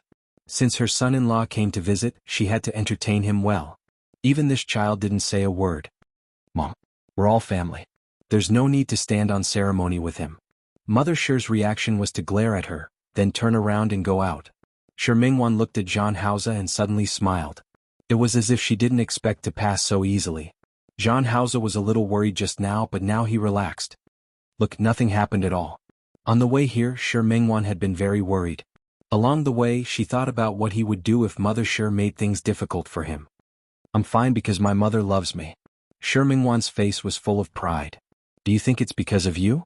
My mother loves me, so she won't make things difficult for you. Yes. It was rare that Jean Hausa didn't argue with Sure Mingwan. Your mother loves you. She also loves her son-in-law. Go away. Sure Mingwan hit him. Whose son-in-law are you? Don't randomly call me relatives. If I'm not your son-in-law, why did you bring me here? While the two of them were laughing, Father Sure returned. He suddenly saw that there was a man at home, and he was even holding hands with his daughter and standing together very intimately. His expression didn't look good for a moment. Wanwan? Dad. Sure Mingwan quickly retracted her hand and took 2 steps forward. You're back? Yes. Father Sure nodded. Yes, I'm back. His trousers were still stained with mud from working in the field, and his face was a little black and red from the sun. At this moment, his gaze sized up Jean Hausa. Hello, uncle. My name is Jean Hausa. I'm Wanwan's boyfriend. Jean Hausa went forward and introduced himself. It was his first time meeting his father-in-law, so he was under a lot of pressure. However, he was used to being cold. Even if he was nervous, it couldn't be seen on his face at all. Instead, he looked very calm and collected. Father Sure didn't look at him. Instead, he looked at Sure Mingwan. Wanwan? When did this happen? Why haven't I heard of it at all? You didn't object when your mother said that she wanted to arrange a blind date for you, right? At that time, didn't you have a boyfriend? Dad, he's indeed my boyfriend. Jean Hauser took another step forward and introduced himself again. At the same time, he reached out to shake Father Sher's hand. How long have you known each other? Father Sher didn't even look at that hand and only looked at Shi Mengwan. We've known each other for a long time. Shi Mengwan's words made Father Sher raise his eyebrows again. Known each other for a long time? Then why are you still going on a blind date? Shi Mengwan didn't expect Father Sher to catch the main point with one sentence. She chuckled. Although we've known each other for a long time, we've only been together recently. That's why we're going on a blind date. Is that so? Father Sher didn't say anything and just stared at Jean Hauser. His looks were not bad and he looked like a decent person. Even if Father Sher hadn't seen the world before, he knew that the suit wasn't cheap. Logically speaking, he should be happy to have such a son-in-law. But Father Sher couldn't be happy. He looked at his daughter, who was as beautiful as a flower. No matter how he looked at it, Jean Hauser looked like a pig who came to steal his cabbage. He was inexplicably unhappy. Hence, he chose to ignore Jean Hauser's extended hand. This atmosphere was really a little awkward. However, Jean Hauser's heart was unusually strong. If Father Sher didn't shake hands with him, he would calmly retract his hand. As for Shi Mengwan's gaze, he even patted the back of her hand in a place where Father Sher couldn't see. The two of them exchanged flirtatious glances, didn't escape Father Sher's eyes. He looked at Jean Hauser even more differently. At this moment, no matter what Shi Mengwan said, he didn't say anything. He just stood there and stared at Jean Hauser. When he saw Shi Mengwan smiling sweetly at him, he suddenly had the urge to hit someone. Very soon Mother Sher returned. She went into the kitchen and asked Father Sher to take a shower before coming out. No matter what, it was Jean Hauser's first time visiting. It was really inappropriate for him to stand next to his future son-in-law in such a muddy state. Father Sher felt the disdain in Mother Sher's mouth, and his mood was a little complicated. When he looked at Jean Hauser again, he was even more displeased. However, he had to listen to his wife's words. Father Sher obediently went to take a shower. Thus, one went into the kitchen and the other went back to the room. Only Jean Hauser and Shi Mengwan were left in the living room. I'm sorry. My dad has never seen you before. Shi Mengwan didn't even believe what she said. She didn't know why her father had such great hostility when he saw Jean Hauser for the first time. It's okay. I understand. Jean Hauser nodded. If we have a daughter in the future and another man wants to marry her, I won't be happy either. Being unhappy was light. It was even possible for him to fight with him. TSK, who wants to have a daughter with you? Shi Mengwan smiled and patted him. In just a short while, Shi Mengru returned. Compared to Father Sher and Mother Sher, Shi Mengru was the only one who had a good expression towards Jean Hauser. Brother-in-law? Can I call you brother-in-law? Shi Mengru's words caused Father Sher and Mother Sher to object at the same time. No. But isn't he sister's boyfriend? He's not married, so why are you calling him brother-in-law? Father Sher glared at his little daughter who was siding with an outsider. Call him Mr. Jean. Mengru, right? You can call me Brother Jean. Jean Hauser smiled and tried to smooth things over. He was handsome and he looked imposing. Shi Mengru was 13 years old, the age of naughtiness. Okay, Brother Jean. She didn't know how to be polite at all. You're so handsome. What do you do? I start a small company. Jean Hauser said it very modestly. The corners of Shi Mengwan's mouth twitched. XM was also called a small company? Hee. Really? What company? XM, Jean Hauser answered casually. Shi Mengru nodded. However, a few seconds later she suddenly exclaimed. She took out her phone and swiped it a few times. Finally, she looked up at Jean Hauser with a shocked expression. Chapter 705. As soon as he said this, the other three people present all looked at Jean Hauser. Especially Mother Sher and Father Sher's gazes changed. Mengru, what are you talking about? Shi Mengwan looked at her sister. Even if Jean Hauser had a fiancée, he didn't say that. Shi Mengru pouted and turned the phone to face her parents. I didn't say anything wrong. It was written on the news. Shi Mengwan wouldn't have known about this. However, their classmates were playing a game that was produced by XM Company. One had to know that XM Company's games were very popular. Fire one after another. The Universe player that recently came out had a lot of students in their school playing it. Although Shi Mengru didn't play games, her classmates were playing them. She had only played it a few times. After that, she felt that it was a waste of time and stopped playing. However, on the day that she uninstalled the game, she happened to see the news. Although Zhang Haoze and Qin Feifei weren't celebrities, XM's achievements were too eye-catching. Especially the Universe Player game, which had been ranked first in the download rankings for months in a row. Hence, players would naturally pay attention to it. For ordinary players, even if they knew that Zhang Haoze abandoned his fiancée because he had a mistress, so what? It was fine as long as the game was fun. Because of this, Shi Mingru often argued with her classmates. She felt that she didn't want to use a product developed by a company with a bad character. There was nothing she could do. The children raised by Father Shi and Mother Shi were so stubborn. Therefore, when she heard the familiar name of Zhang Haoze and thought of XM, she immediately took out her phone to look for news. This matter was a little too big. One had to know that unlike Tianyu Group and Li Corporation, which operated in traditional industries, XM mainly focused on gaming and was very well known among young people. Zhang Haoze used to be very mysterious, but ever since he got engaged to Qin Feifei, he was considered a celebrity in Lin City because of his handsome looks. However, the way Shi Mingru looked at Zhang Haoze now was not very appreciative. Although she was young, she had a strong sense of right and wrong. She was afraid that Mother Shi wouldn't be able to see it clearly, so she specially enlarged the phone for her parents to see. "Dad, Mom, look. It's not me, it's the news." It had been less than a week since Zhang Haoze and Qin Feifei broke off the engagement. It was still considered a hot news. He searched online and found a bunch of reports. Of course, many of these reports were not true. But no one cared if it was real or not. That day Qin Feifei wanted to say it, but she was too shy. Her half-hearted attitude showed that she had explained it clearly. In fact, it made all the reporters in Lin City imagine a drama. Every media outlet even wrote different content. Yet there were people who believed it. For example, the news on a certain website was, "Zhang Haoze likes the new and dislikes the old, abandons his childhood sweetheart." Only Qing Mei was left to support the Qin Corporation. For example, a well-known magazine wrote, "Why did XM abandon its childhood sweetheart?" Little San's identity was mysterious, and his background was a mystery. But one thing was for sure, and that was that she was definitely more powerful than Qin Feifei. There were also other kinds of news. That was about it. These few days, Shi Mingwan and Zhang Haoze only cared about being together. As for this news, because Zhang Haoze had promised Qin Feifei that she could say whatever she wanted, Tang Hua and the others knew about it, but no one came to tell Zhang Haoze. More importantly, Tang Hua and the others didn't take this matter seriously. Compared to the Zhang family's matter, a small piece of news would naturally be suppressed in 2 days.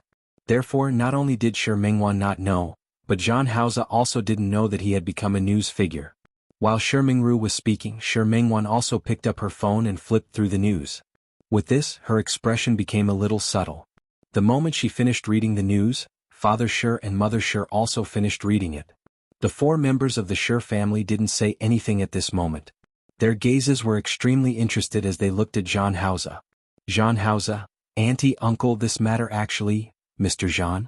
I'm sorry." Mother Shi spoke first. In this family she definitely had a position. "Cheetah isn't a match. Our Wanwan isn't a match for Mr. Zhang. So, Mr. Zhang, please." There was no way for villagers to chase people away in the middle of a meal. This was too humiliating. But Mother Shi actually did such a rude thing. "That's right." Father Shi glared at Zhang Haoze coldly. He was already dissatisfied with the man who was going to marry his daughter, and now he was even more dissatisfied. "Mr. Zhang, if you're not confused, please." Shi Mingru blinked and suddenly stopped talking.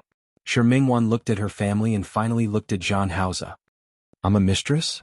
Because of his relationship with a mistress, he broke off the engagement with Qin Feifei? That's what the news meant, right? "Wanwan, you know you're not." "I don't know." Shi Mingwan only hated herself for not seeing this news earlier. If she had seen it earlier, she definitely wouldn't have brought Zhang Haoze back. "I only found out now." "Wanwan," Qin Feifei announced that she broke off the engagement. "You know about it, right?" "Yes." Zhang Haoze couldn't deny it. He did know about it. "She said that you broke off the engagement with her because you had a third party. You know about it too, right?" "I didn't know." Zhang Haoze shook his head. "I just said that she could find any excuse she wanted." However, Zhang Haoze didn't expect Qin Feifei to find such an excuse. Zhang Haoze met the gazes of the 2 elders of the Shi family and felt a little awkward. But the most important thing right now was Shi Mingwan. He absolutely had no intention of making her a mistress. Wan. Shi Mingwan turned around and didn't listen to Zhang Hao's explanation. She looked at Father Shi and Mother Shi. Dad, Mom, this isn't what you think. The press conference and Qin Feifei saying that she was a mistress could be explained slowly. But now she needed her parents' support. Wan. Mother Shi didn't expect Shi Mingwan to still speak up for Zhang Hao at this time. Father Shi's face turned green. Alright, stop talking. I won't agree to you guys being together. Mr. Zhang, you should leave. Dad. Shi Mingwan wanted to say something, but Father Shi raised his hand and didn't listen to her at all. Don't call me. I'll say it again. I won't agree to you guys being together. Let him go. This isn't Hao's fault. Shi Mingwan stood up. She didn't believe that her parents would be so unreasonable. Besides, I know about this. You know? Father Shi stood up and looked at her angrily. What do you know? What do you know? It's a fact that this man has a fiancée, right? Did you get together with him when he had a fiancée? Is that right? Tell me. That is not what you think. Then what is it? Father Shi had been straightforward all his life. Although he and Mother Shi couldn't be said to be rich, they were quite strict in educating their daughter. Especially after Shi Mingwan ran away from home for more than a year. After she came back, Father Shi and Mother Shi's concept of parenting changed. Let me ask you, did he get together with you when he had a fiancée? Shi Mingwan was speechless. Zhang Hao stood up as well. Uncle, this isn't Wan's fault. It's my fault. I didn't deal with my own problems in time. You can't blame Wan for this. Of course it's your fault. Father Shi said bluntly. But you're no one to me. I don't want to see you now. I'm just educating my daughter. You, he pointed at Shi Mingwan. If you still recognize me as your father, then break up with this. Dad. Shi Mingwan was speechless. She had waited so long for Zhang Hao to break off the engagement. She could be with him openly and honestly. The process wasn't very smooth and it wasn't beautiful either. But wasn't it fine as long as the result was good? Uncle. Don't call me that. I can't afford it. Father Shi's temper flared up. He pointed in the direction of the door. Leave. Don't force me to make a move. Zhang Hao stood there with an extremely awkward expression on his face. Other than the Zhang family, it had been a long time since anyone had given him a hard time. Uncle. Wan and I truly love each other. You truly love each other? Since you and Wan truly love each other, why are you engaged to another woman? Dad.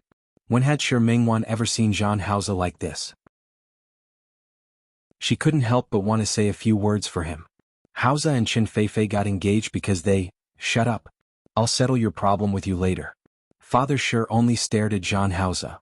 Now get out of my house. Dad. If you talk again I'll chase you out too. Father Shi's words made Shi Mingwan not dare to speak again. She stood there, not planning to let it go just like that. She still wanted to say more. Zhang Hao saw that she wanted to argue with Father Shi. He reached out and patted her shoulder, then glanced at her. He signaled for her to stop talking. Uncle, Auntie. It doesn't matter if you don't want to see me now. I can leave first. But there's one thing I want you to understand. I'm sincere about Wan. Without saying anything more, Zhang Hao actually left just like that. Shi Mingwan's toes moved and she almost chased after him again. This action made Father Shi's expression even uglier. Sister. Shi Mingru hadn't said anything. Seeing that things had developed to this point, she quickly tugged at Shi Mingwan's sleeve. Her parents were angry now, so it was better for her not to make them angry. Mother Shi couldn't bear it. She wanted to say something, but seeing her daughter like this, she didn't say anything in the end. Father Shi looked at Shi Mingwan, who was still standing there motionlessly, and slammed the table hard. Why are you still standing? You don't want to eat anymore, do you? Shi Mingwan knew that her father was angry, so she didn't plan to go against him. She obediently sat down. In rural houses, meals were eaten in the living room. Shi Mingwan and Zhang Hao were sitting with their backs facing the door. When she stood up, her view of the outside was also blocked. The moment she sat down, Shi Mingru saw that Zhang Hao hadn't left yet. She quickly blinked at her sister.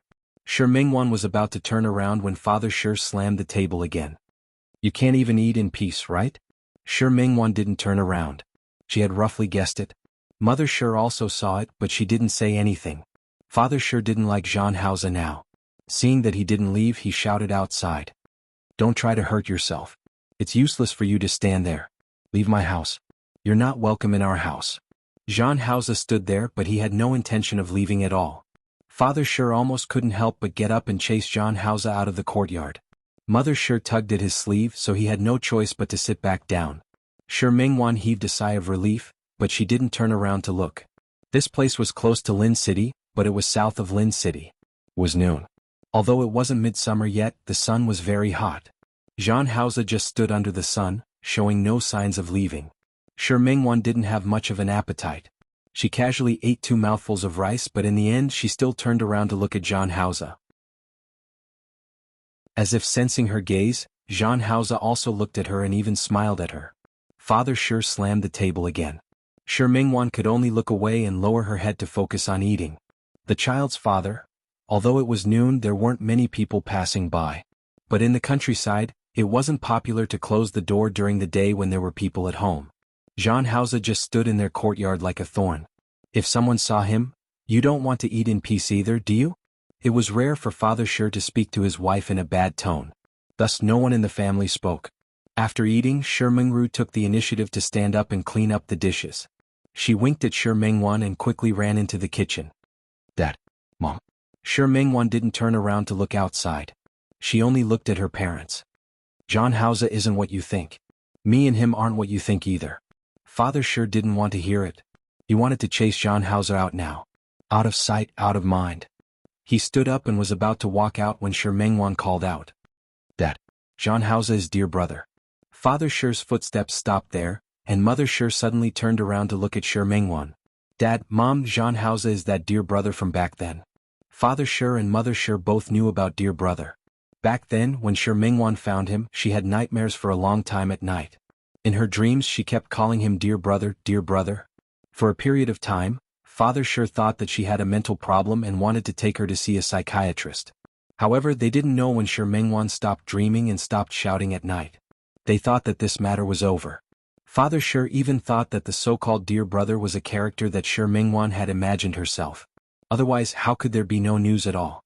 However, Mother Shi didn't think that this matter was fake. When she heard her daughter mention this name back then, she knew that her daughter hadn't forgotten John Hausa. "John Hausa is dear brother," Shi Mingwan added. She had never told her parents about what happened that year. She only briefly mentioned that she was saved by a dear brother and lived together for a year. However, there were many details and many interactions between the two of them that were the most precious memories to her. She didn't want to tell anyone, not even her parents.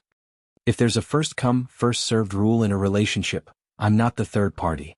Shi Mingwan recounted what happened back then in a very low voice. After she finished speaking, she talked about the nightmare that completely separated her from her dear brother. "Dear brother offended some people back then, so we met some bad people. When you found me, dear brother was gone. Actually, he was saved by Chen Feifei, the young lady of the Chen family, his former fiancée." John Hausa didn't tell Shi Mingwan about this part. She deduced it.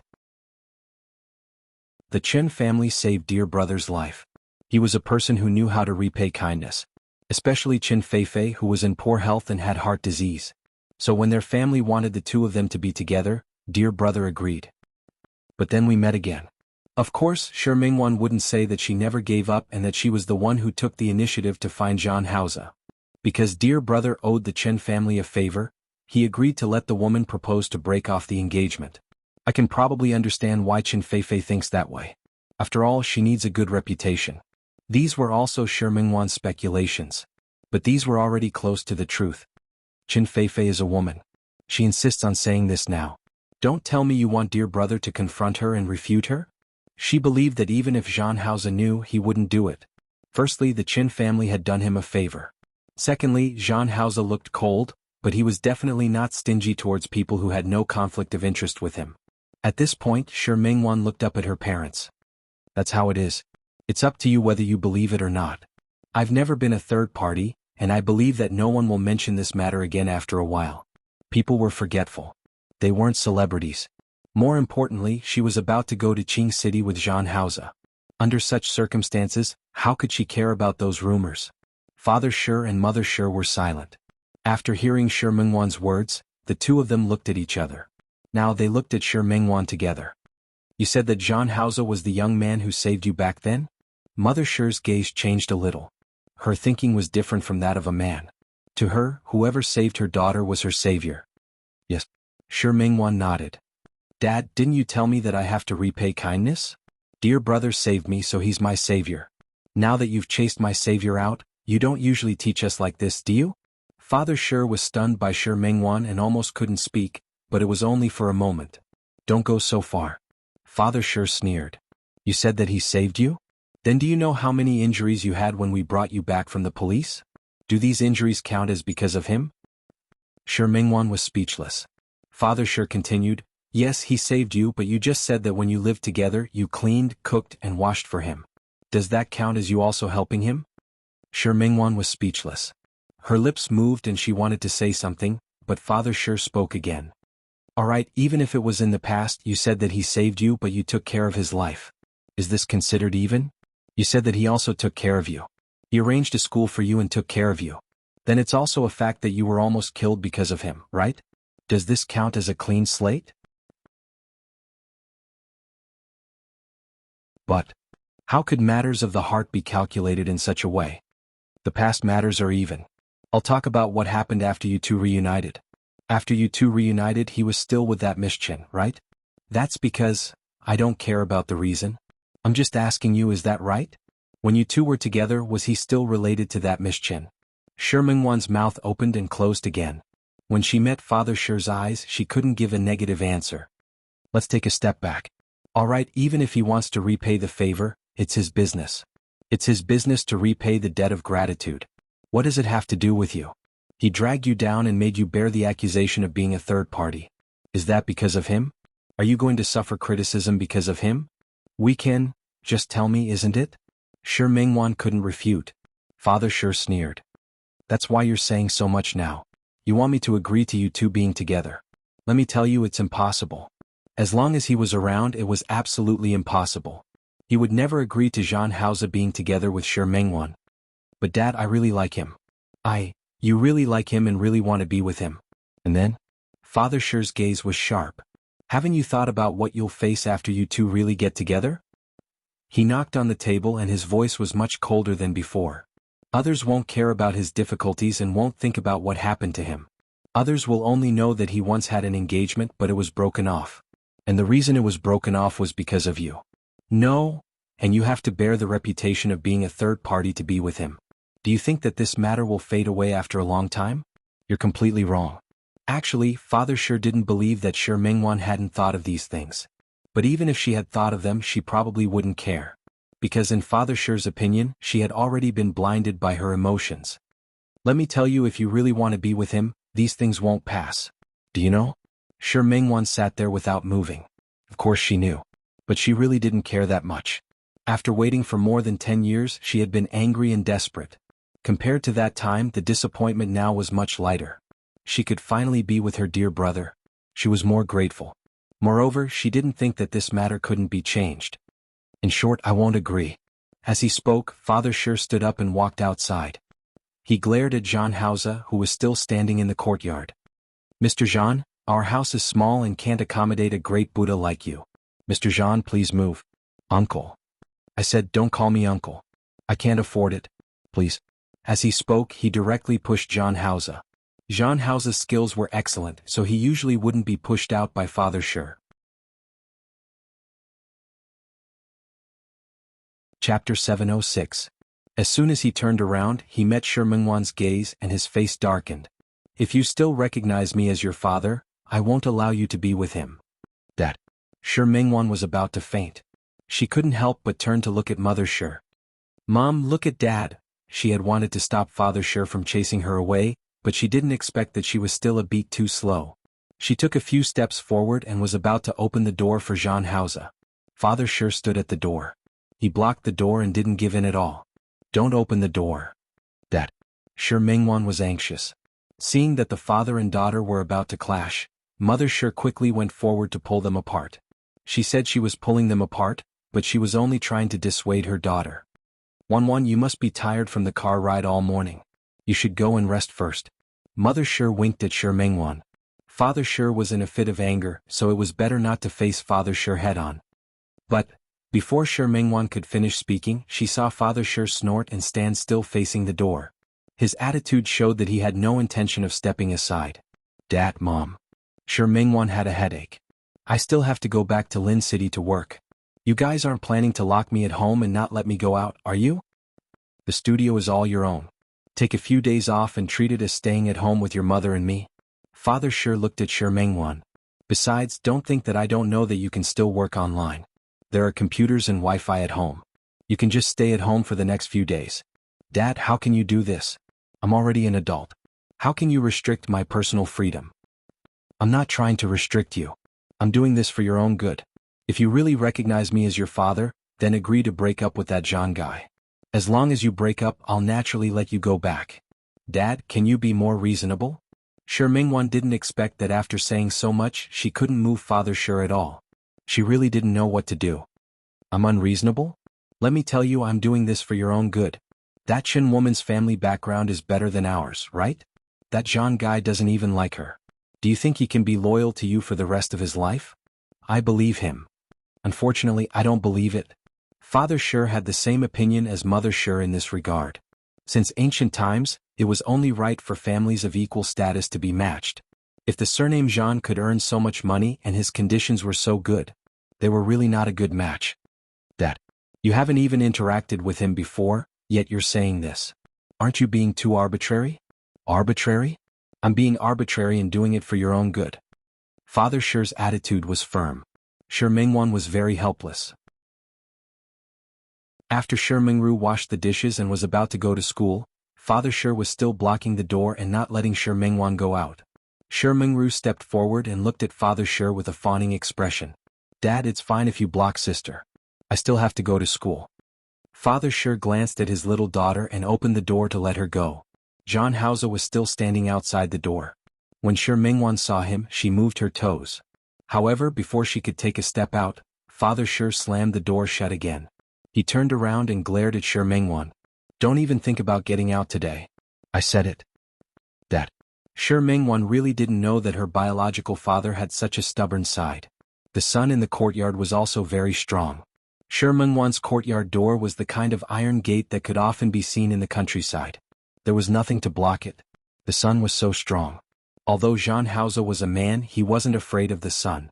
However, Shi Mingwan's heart ached for him to stand outside the courtyard like this. Dad, just let him in. If there's anything, can't we just let him in and talk about it? He's just standing outside like this. Are you afraid that the neighbors will gossip when they see him? Gossip about what? Father Shi was stubborn. If he's afraid of being gossiped about, he can leave. If he doesn't stand there, won't no one gossip about him? Shi Mingwan felt a headache coming on. She looked at Father Shi and finally nodded. All right, let him stand. She turned around and walked into the house. Such an easy compromise stunned Father Shi for a moment, but he immediately became even more annoyed. He turned around and looked at Mother Shi. What is she doing? Throwing a tantrum at me? Losing her temper? What nonsense are you talking about? Mother Shi watched the father and daughter fight and was a little helpless. You're blocking her sweetheart outside, but you're not allowing her to have a little temper? She can't bear to see her sweetheart suffer, so she can let me, her father, suffer, right? Father Shi's words stunned Mother Shi for a moment, but she immediately reacted. She laughed. She was afraid that John Hauser, who was outside, would hear her, so her voice was very soft. Are you jealous? Father Shi's old face turned red. Who's jealous? Why isn't it jealousy? Mother Shi's smile became even brighter. She touched Father Shi's arm. You're unhappy that your daughter is about to run away with another man. Not to mention that your daughter is still thinking about protecting her sweetheart. She doesn't give you any face at all? What nonsense are you talking about? Father Shi was a little embarrassed. He glared at Mother Shi. Anyway, I don't like such a man. I don't agree. After saying this, he also entered the house. When he entered the house, he found that Shi Mingwan had actually returned to her room and ignored him. She didn't even think of saying anything nice. His face darkened. Shi Mingwan was in her room and looked at John Hauser downstairs from the window. Unfortunately, his body was blocked by the door, so she couldn't see it. After thinking for a moment, she took out her phone and sent him a message. The sun is shining. Go back to the car and sit down first. John Hauser took out his phone and smiled when he saw the message. It's okay. I can't retreat at a time like this. I have to let your father see my sincerity in wanting to marry you, right? Shi Mingwan was speechless when she saw the message. He replied. Looking at the words, marry you on it, she replied. Did you make a mistake? You should let me see your sincerity first, right? After all, you haven't even proposed. Then I'll propose now. Marry me. Can you?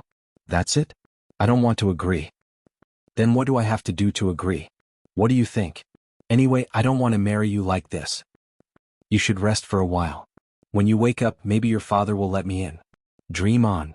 Shi Mingwan didn't doubt her father's determination at all. You're standing there looking at your wife. My father might agree to let you in. Then why don't we make a bet? Let's see if your father will let me in when you wake up from your nap. Let's bet. Shi Mingwan didn't believe him. When he replied to the message, the corners of his mouth curled up, and there was a faint smile in his eyes. If you lose, what will you do? If I lose, I'll listen to everything you say. Okay. In Shi Mingwan's opinion, Zhang Haoze would definitely lose. If I win, you'll marry me. Shi Mingwan looked at Zhang Haoze's message and was a little speechless. How could she lose? She wouldn't lose. Okay. I'm going to take a nap now. If you can really get my father to let you in, I'll marry you. It's a deal. It's a deal. After replying to the message, Shi Mingwan really went to sleep. At first, she couldn't fall asleep.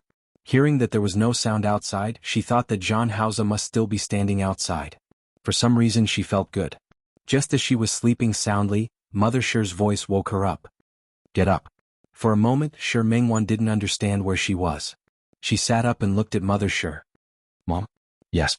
When you wake up, go downstairs and talk about your marriage with Zhang Haoze. Shi Mingwan blinked. Mom, what are you talking about? Since you're awake, go downstairs. Zhang Haoze is downstairs. Come down first. Let's see what you plan to do about your marriage. Was there something wrong with her ears? What was Mother Shi talking about? My marriage with Zhang Haoze? Could there be someone else? Mother Shi tapped her forehead. All right, hurry up. I'll ask your second and third uncles to come over for dinner tonight. It can be considered as letting Zhang Haoze meet his relatives. What kind of godly operation was this? Shi Mingwan couldn't understand it now. After Mother Shi went out, she quickly got up and used the shortest time to take care of herself. She changed her clothes and hurried downstairs. When she went downstairs, she realized that the atmosphere downstairs was a little strange. Other than Father Shi, Mother Shi, and Zhang Haoze, there was actually Grandma Shi? She was very surprised. How did Zhang Haoze enter the door? But before that, she had to greet Grandma Shi. Grandma? Although she wasn't close to Grandma Shi, she still had to be polite. Wanwan, you're back? It's so hot today. Why don't you sleep a little longer? Grandma Shi seemed to be in a particularly good mood today. She saw that Shi Mingwan didn't give her the same attitude as before. This sudden enthusiasm made Shi Mingwan feel flattered for a moment. She stood there without moving. Grandma Shi had already come forward and pulled Shi Mingwan's hand. Wanwan, look at you. Why didn't you tell Grandma that you found a boyfriend? You should have brought him back a long time ago. Shi Mingwan's hand was held by Grandma Shi. She blinked and looked at Zhang Haoze. My grandma let you in? Your dad let me in. Impossible. It's already a light punishment for my dad not to hit you. How could he let you in? Your dad is right there. Do you want to ask him? Just like that, their gazes met in the air. In a few moments, they had already understood the meaning in each other's eyes. Shi Mingwan bit her lip and didn't wait for her to look at Father Shi. Grandma Shi had already pulled her hand and sat down at the side. You're here at the right time. I was just talking about how to deal with the banquet. Shi Mingwan realized that she couldn't keep up with her grandmother's train of thought. Why did she suddenly jump to the banquet? Sure enough, she hadn't said anything yet. Father Shi's face darkened first. Mom, who said we're going to have a banquet? Don't add to the mess. I haven't agreed to Wanwan's marriage yet. What did you say? Grandma Shi's expression changed instantly. She glared at Father Shi with a dissatisfied expression. What nonsense are you talking about? You don't even agree to such a good son-in-law. Tell me, what kind of son-in-law do you want? Don't tell me you still want your daughter to marry a president? Mom? Father Shi's face turned green. It's not like that. I know. He was engaged before. So what if he was engaged? Not to mention engaged.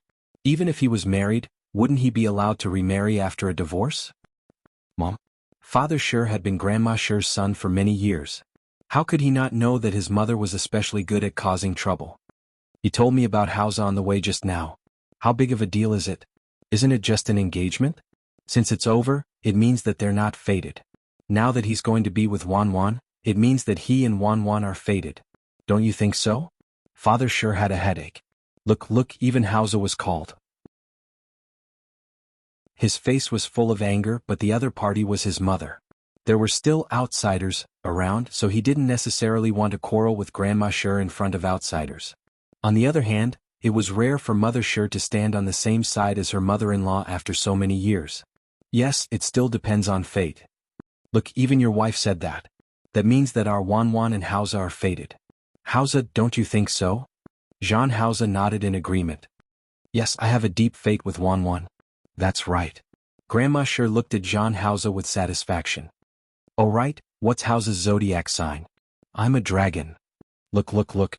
Grandma Sher's eyes lit up as she looked at Father Sher. Hausa is a dragon. Our Wanwan is a horse. The year of the dragon and the year of the horse are a perfect match. If Sher Mingwan were to drink water now, she would definitely spit it out. She looked at Grandma Sher and realized for the first time that her grandmother was also a talent. Mom, what era is this? You still believe in this? Father Sher was even more displeased with Jean Hausa now. However, he couldn't flare up. Why don't you believe it? Look at Master Zhao at the east end of the village. He's a dragon and he's married to a tiger.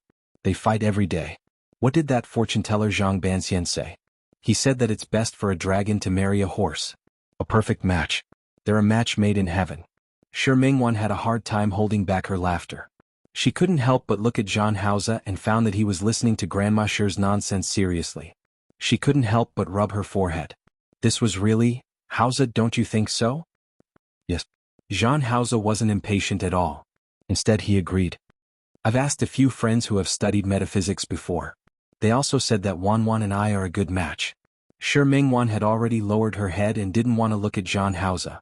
How come she didn't know that Jean Hausa would actually talk nonsense with a straight face? I knew it. Since that's the case, let's settle things as soon as possible. Grandma Sher thought for a moment. This year is a good year. You know, right? There's no beginning of spring next year. It's best to get married this year. I think so too. If possible, I hope to marry Wanwan as soon as possible. Child, I can tell that you're a good person at first glance. Grandma Sher smiled like a flower. Sher Mingwan really couldn't stand it anymore, but the two in front of her continued. How about this? I'll let Zhang Banxian see which day is suitable. Okay, I'll listen to Grandma. Jean Hausa nodded. Before choosing a good day we can get engaged first. Mom? Father Sher couldn't take it anymore. I haven't agreed yet. Why won't you agree? Grandma Sher stood up and looked at Father Sher. Didn't you say that when I didn't let you marry Wanwan's mother in the past? Now marriage is free and love is free. You said that times are different and you told us as parents not to interfere with our children's marriage? Why are you interfering with Wanwan's marriage now that it's in your hands? Father Sher was speechless. Wanwan, let me ask you, you brought Hausa back, right? Yes. Sher Mingwan had a hard time holding it in just now, but now it was even harder. You like him and he likes you. You two are together of your own free will, right? Yes. Sher Mingwan ignored Father Sher's ugly expression and nodded vigorously. Look, Grandma Sher spread out her hands. Isn't it settled now? Marriage is free and love is free. You said it. Mom? Father Sher felt a headache coming on. All right, it's settled then. Grandma Sher made the decision on the spot. Wanwan, accompany Hausa around town. I'll discuss with your father and see what to do about your marriage. Also, I'll make the decision tonight. I'll ask your second uncle, third uncle, and your aunt to come over for dinner. I'll also let him recognize his relatives. Got it, Grandma. Mother Sher had said this just now, so Sher Mingwan wasn't surprised at all. She pulled Jean Hausa's hand and walked out. Her footsteps were a little fast. She was really afraid that if she stayed any longer, she wouldn't be able to control herself. After so long, this was the first time she realized that her grandmother had such a powerful ability. She did have some questions to ask Jean Hausa. Therefore, she couldn't care less about Father Sher's fierce and sharp gaze and left the house with Jean Hausa. She took a nap. Coincidentally, the sun outside wasn't that bright anymore. The clouds in the sky covered the sun. A gust of wind blew over. Not only was it not hot, but it was also cool. Sher Mingwan breathed in the familiar fresh air of her hometown and turned to look at Jean Hausa. Tell me, how did you do it? Jean Hausa didn't answer her question. He just pinched her palm. Don't worry about how I did it. Did I win today? Although he was very unwilling to admit it, he really won. Shi Mingwan nodded. Yes, you won. So, you're going to marry me? Tell me first, how did you do it?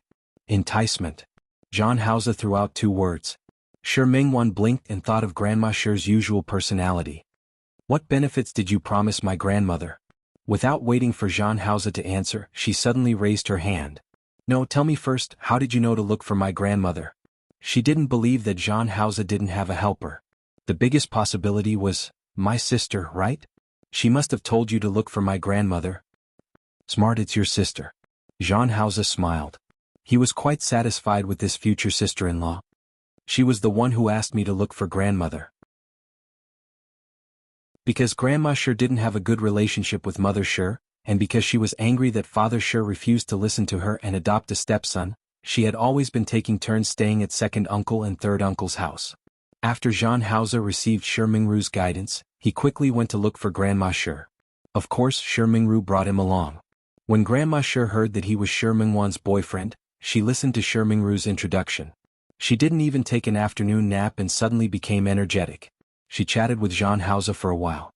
After Shi Mingru went to work, she beat around the bush and listened to John Hausa's conditions. She was certain that this was a rich husband. How could she let such a good man go? It was rare for Shi Mingwan to be so lucky to meet such a good man. Grandma Shi was so happy. More importantly, John Hausa generously agreed to many of Grandma Shi's conditions. What did you agree to, my grandma? Nothing much. John Hausa looked at Shi Mingwan's beautiful side profile and avoided the question. If I can marry you, I don't think any conditions are a big deal. John Hausa. That was because he didn't understand what kind of person Grandma Shi was. If he dared to agree to those conditions, Grandma Shi would have a way to ask for more in the future, like a bottomless pit. Don't worry. Grandma is very reasonable. There's really nothing much. Grandma Shi was reasonable? Shi Mingwan blinked and couldn't believe her ears. John Hausa, what conditions did you agree to, my grandma? If you don't tell me, I won't marry you. It's really not a big deal. John Hausa stopped in his tracks and pressed his forehead against Shi Mingwan's forehead. He looked at her face with a hint of gentleness in his eyes. I told you those are nothing. No matter what price he had to pay, he was lucky to be able to marry her. And after Grandma Shi received his promises, she would naturally think of a way to convince Father Shi. He didn't want to use money to bribe anyone, but if such a move was useful, he didn't mind doing it. Moreover, although Grandma Shi occasionally looked unreliable, this time she really wasn't the one who suggested it. John Hausa took the initiative to agree. He roughly knew that Shi Mingwan and Grandma Shi didn't have a good relationship, and he also knew that after so many years, there were some things in Shi Mingwan's heart that she couldn't forget. If he could get Grandma Shi to agree to their marriage with just a little money and make their relationship better, then why wouldn't he do it?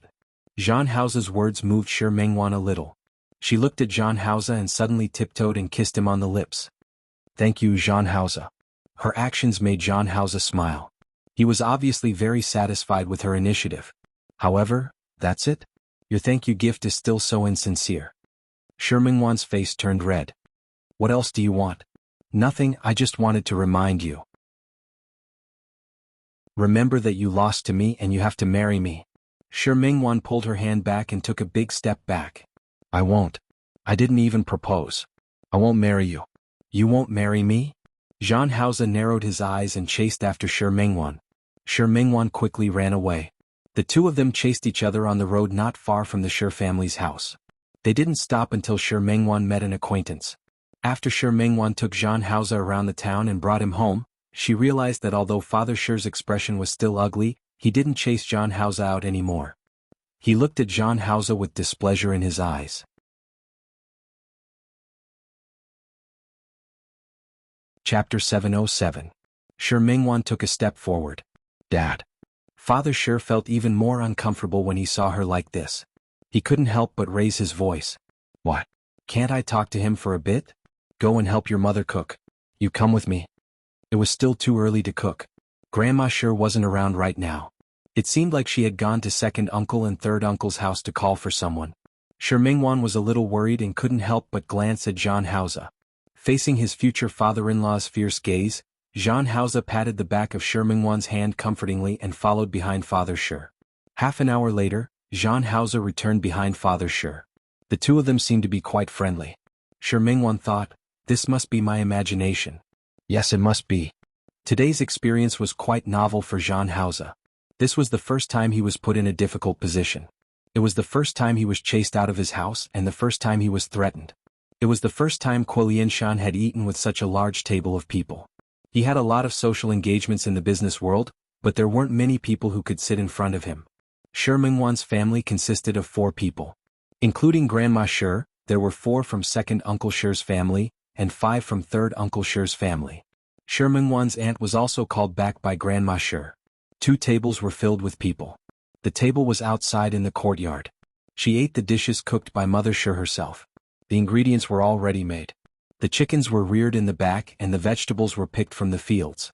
He was drinking the soju that Father Shi brewed himself using the rural method.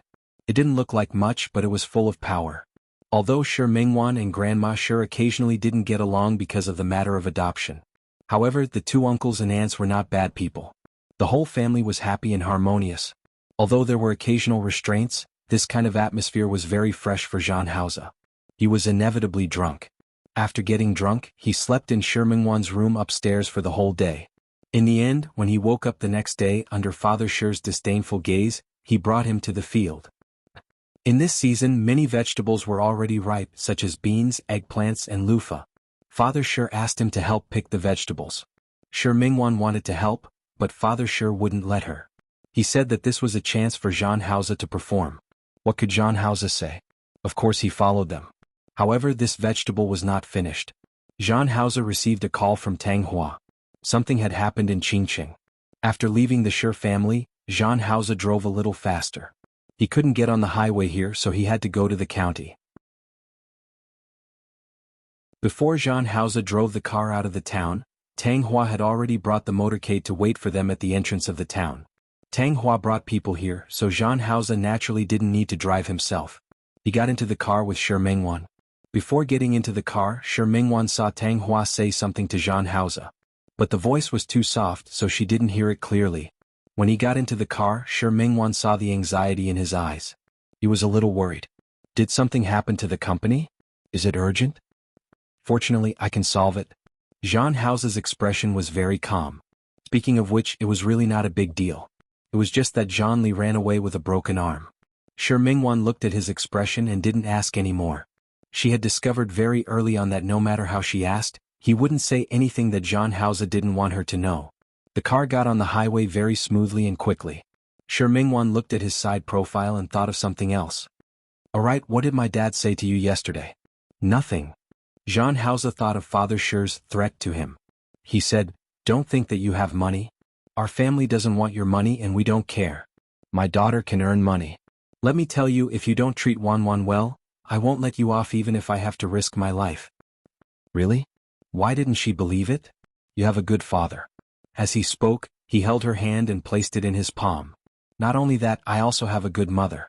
In Shi Mingwan's heart, her parents were the best in the world. Your parents are very good. Jean Hauser's voice seemed to be emotional. He pulled Shi Mingwan into his arms and pressed his chin against the top of her head. Actually, I also have a good mother. Originally, he also had a good father. But Shi Mingwan wanted to look up at him, but he pressed the back of her head. Unfortunately, my mother didn't live long enough to see me grow up. Your mother, she had heard before that his mother was no longer around, but she didn't know why. When I was 7 years old, she had an accident. He didn't finish his sentence, but Shi Mingwan could feel Jean Hauser's stiff body. She subconsciously wrapped her arms around him. She looked up at him. I'm sorry. It's okay. It's all in the past. Jean Hauser's expression was calm, but only he knew that all of that wasn't in the past. His arms around Shi Mingwan were a little tight. Shi Mingwan's hands wrapped around his waist, silently comforting him. Jean Hauser's heart was as hard as a knife. He didn't need Shi Mingwan's comfort at all, but her actions still made him feel extremely comfortable. He reached out and patted her back gently. Feeling the fragrance on her body, the trace of ruthlessness and murderous hatred in his heart was slightly suppressed. Shi Mingwan was patted by him and actually felt a little sleepy. Before she knew it, she fell asleep. She fell asleep, but Jean Hauser couldn't fall asleep. His mind was thinking about Zhang Li. Zhang Li had lost an arm, so he couldn't run far. Moreover, the entire Zhang family was under his surveillance. In this situation, The person who could help Jean Li get out must be someone who was very familiar with the Jean family.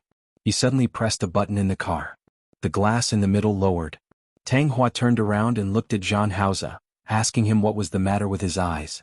Jean Hausa looked at Shi Mingwan, who was sleeping soundly in his arms.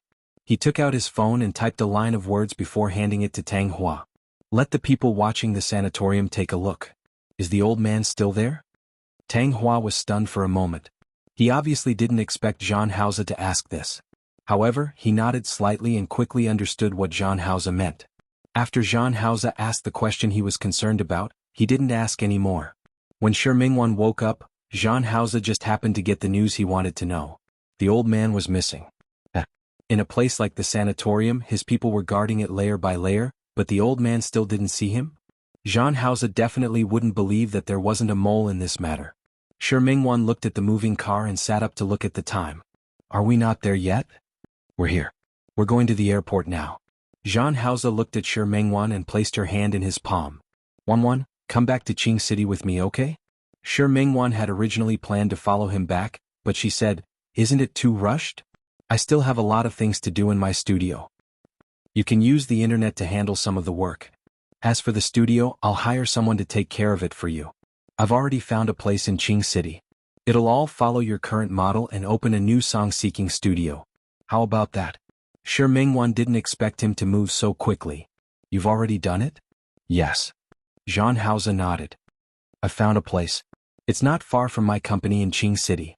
Also, the location and half of it are based on your current style. When we go to Qing City, you can go take a look yourself. You've already taken care of it. Can I still find a reason to refuse? No. Jean Hausa looked at her with a deep gaze. Just treat it as me being selfish. I want you to accompany me. Okay. Shi Mingwan nodded. Jean Hausa knew that she would agree, but he didn't expect her to agree so quickly. Wanwan? It's my job anyway. It doesn't matter where I go. I can work hard to start my own business in Lin City, so I believe I can do well in Qing City. Besides, there's still you. You'll help me, right? Yes. Jean Hausa nodded. I'll help you. 4 hours later, Jean Hausa and Shi Mingwan arrived at Cherry Blossom Manor. You rest for a while. I have something to take care of. I probably can't have dinner with you tonight. Okay. Shi Mingwan wasn't a teenage girl who would pester her boyfriend to accompany her every day. If you have something to do, go ahead. I'm a little busy these few days. If you want to go to Rong City to see Mrs. Hua, I'll get someone to send you there. Okay, I'll think about when to go. Last time, Su Qingsang was still waiting for her to explain what happened with Jean Hausa. She hadn't told her properly yet. This time she had to explain it to Su Qingsang properly. Jean Hausa was a little moved by how considerate she was and how she didn't quarrel with him. He lowered his head and kissed her lips until she was panting. Wait for me to come back. Jean Hausa finished explaining. When he left Cherry Blossom Manor, he asked Tang Hua to double the number of guards here before leaving. His destination was the Jean family's mansion. The Jean family's mansion was at the foot of the Green Mountain near the suburbs of Qing City. Looking up from the foot of the mountain, the entire area belonged to the Jean family. Other than the main building in the middle, there were also side buildings on both sides and side buildings at the back. Jean Kuan was old and didn't like others to disturb him. Therefore, even the descendant of the Jean family, Jean Lai, lived in the side building. After Jean Kuan was sent to the sanatorium, the side building locked up Jean Lai by Xu Qiao, Jean Li, and Jean Yang's family. Jean Hausa was afraid that they would be afraid, so he asked people to guard them. Other than the cook and the 2 cleaning servants, no one else could come in. Usually, the people in charge of buying vegetables were arranged by Jean Hausa. Others could go in, but Jean Lai's family couldn't go out. So now that Jean Li had disappeared, it was really suspicious. After entering the door, Jean Lai sat on the sofa. Jean Yang had a broken leg, so he naturally couldn't run away. Bai Shuqiao sat next to Jean Yang. When she saw Jean Hausa enter, she was like an angry cat and started cursing again. Jean Hausa didn't even look at her and walked straight to Jean Lai. Where is he? He was tall and had no less than 10 bodyguards behind him. More than 10 people squeezed into the living room. Even though the living room of the Jean family wasn't small, it still looked very cramped. Bai Shuqiao stood up and pointed at Jean Hausa's nose. Jean Hausa, aren't you vicious? Jean Li is your younger brother and you actually let someone break his hand. It's one thing to break his hand, but you still want to lock us up. Let me tell you, do you think you can lock us up for the rest of our lives? Let me tell you, don't even think about it. She continued to curse, and the words that followed became more and more unpleasant to hear. Jean Hauser walked past her and directly in front of Jean Lai. Where is he? Jean Lai sat on the sofa and didn't dare to speak. Jean Hauser sneered and clapped his hands. Soon someone came in. Jean Hauser. Jean Lai didn't understand what he was going to do until he saw Jean Hauser's man holding a knife and pointing it at Jean Yang's uncrippled leg. Jean Hauser, what are you doing? Jean Hauser, tell him to put down the knife.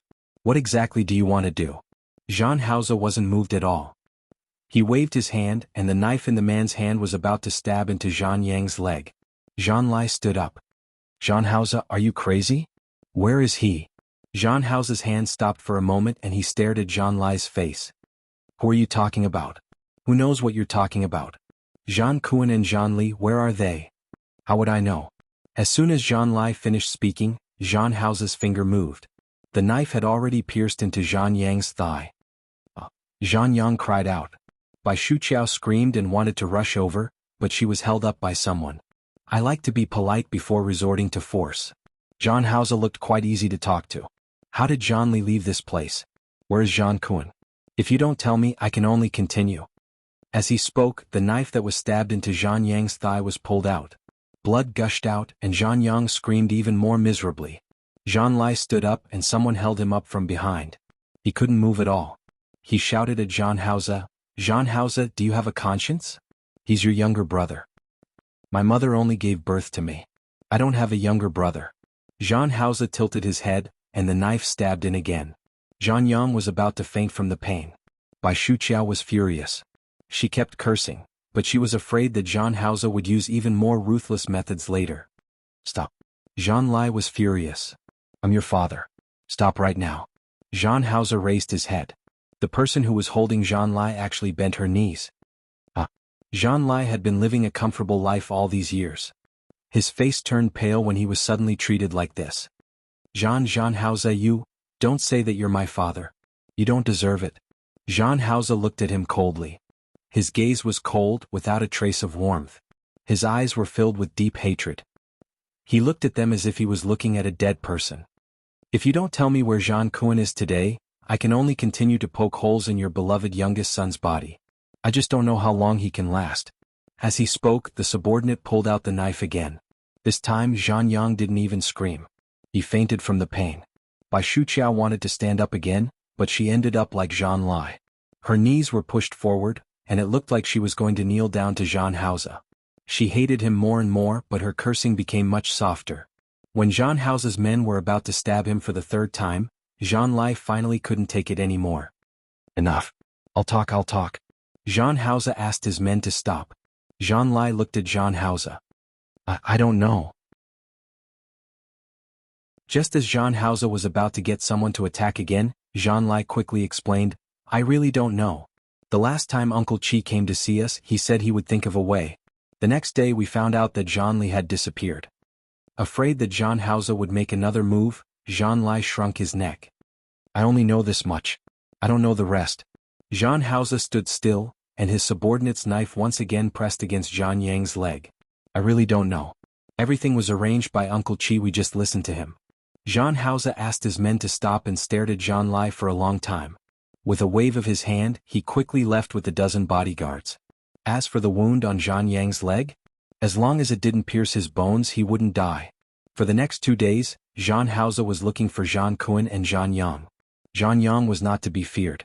But Jean Kuan. He had controlled the Jean family for so many years, and his methods were first-rate, sinister and ruthless. It turned out that he hadn't been given a chance. So be it. Now that there was a chance, he wouldn't let it go so easily. He just didn't know what Jean Kuan was planning to do. No matter what he did, Jean Hauser wasn't afraid. He had already made all the necessary preparations. Naturally, he wouldn't let Jean Kuan have the chance to take back the power that was already in his hands. Moreover, his goal was to destroy the Jean family. When he returned to the Cherry Blossom Manor, Shi Mingwan was already asleep. These few days he had been busy searching for Jean Kuan's whereabouts, so he had neglected her a lot. He lowered his head and kissed her forehead. Jean Hauser's movements were very light, but he accidentally woke Shi Mingwan up. Dear brother? In a daze, Shi Mingwan, who had dreamed of her youth, thought that her dear brother had returned. Zhang Hao's response was to give her another kiss. Only then did she wake up. Why did you only come back now? Have you eaten? I've eaten. I've been busy recently, so I neglected you. As Zhang Hao spoke, he kissed her on the lips again. Shi Mingwan shook her head. It's okay. I wasn't idle either. In the cherry blossom manor, there was a full set of drawing tools that Zhang Hao had sent over. A work desk, a computer, everything was available. She would be busy these few days. Her wedding with Zhang Hao was only a matter of time. She had her own ideas about her wedding. Not only did she have her own ideas, but she also had requirements for the wedding dress. In this way she had something to do, so she was much calmer about Zhang Hao not coming back. I'll accompany you after I'm done with my work. Zhang Hao thought for a moment. How about I take you to see the studio tomorrow? The renovations are almost done. If you have any ideas you can bring them up. Sure. Shi Mingwan wanted to go when she heard him say that, but Zhang Hao had been busy so she didn't mention it. Well then go to bed early. We'll go to the studio tomorrow. He didn't touch Shi Mingwan. He kissed her on the forehead and let her sleep. Zhang Kun couldn't find him for a while, but he wasn't in a hurry. The next morning, Zhang Hao woke up and brought Shi Mingwan to the studio he had arranged for her. However, before he could go out, he received the news from Tang Hua. There was news of Zhang Kun. Zhang Hao hung up the phone and looked at Shi Mingwan with an inexplicable sense of guilt. If you have something to do, go do it. Don't worry about me. 1-1. It's okay. You can ask anyone to accompany me.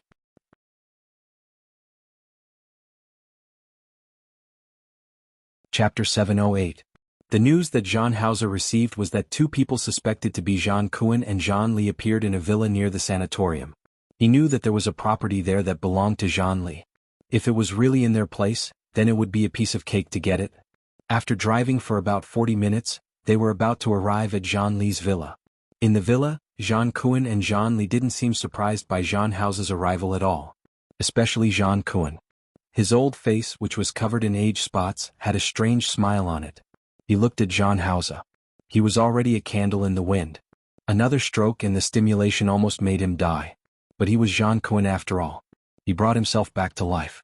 Looking at Zhang Hao, his face was full of pride. Zhang Hao, you still have the face to come? Zhang Li stood up. One of his hands was broken. Although he had a prosthetic limb, it couldn't be as nimble as a real hand. This was also the reason why he hated Zhang Hao. Zhang Hao didn't even look at them. He only stared at Zhang Kun. He spent so much effort to bring you out just to bring you here? Instead of sending you back to the Zhang family? What a waste of my expression. I said I was here. Zhang Kun glared at Zhang Hao with a cold gaze. I, of course, came here because I have something to do. Return to the Zhang family? You wanted to. But Zhang Hao surrounded the Zhang family like an iron bucket. If he hadn't thought of a way this time, he wouldn't have been able to come out. Thinking of this, Zhang Kun hated him even more. His eyes were filled with coldness as if he wanted to kill Zhang Hao. Something to do? Who's going to help you? Uncle Chi? Before Zhang Kun could say anything, Zhang Li smiled when he heard his words. Uncle Chi can naturally help Grandpa. After all, he's someone who can represent Grandpa. Really? Zhang Hao smiled and walked to the sofa opposite Zhang Li and sat down. Then let's guess what you want Uncle Chi to do. For example, take back the Zhang family. Let others know that you plan to hand the Zhang family over to this piece of trash? Who are you scolding? Zhang Li couldn't take it anymore and wanted to rush up, but the bodyguard behind Zhang Hao stood forward, so Zhang Li couldn't win. As soon as they came out today, Zhang Kun couldn't wait to find some of his trusted aides. After finding them, he didn't need them to protect him. He knew that Zhang Hao would not let him die so easily. Therefore, he asked everyone to follow Uncle Chi as long as he took back the Zhang family. What was Zhang Hao's people worth? Zhang Hao, don't be too proud. After today your horse will have nothing. Is that so? Zhang Hao nodded. Why don't we wait here for a while? Look who has nothing. Zhang Kun's eyes widened. He looked at Zhang Hao and suddenly had a bad premonition. Soon his phone rang. On the other end of the phone was one of his trusted aides other than Uncle Chi. Old master, Uncle Chi ran away. What? Zhang Kun's hoarse voice almost broke.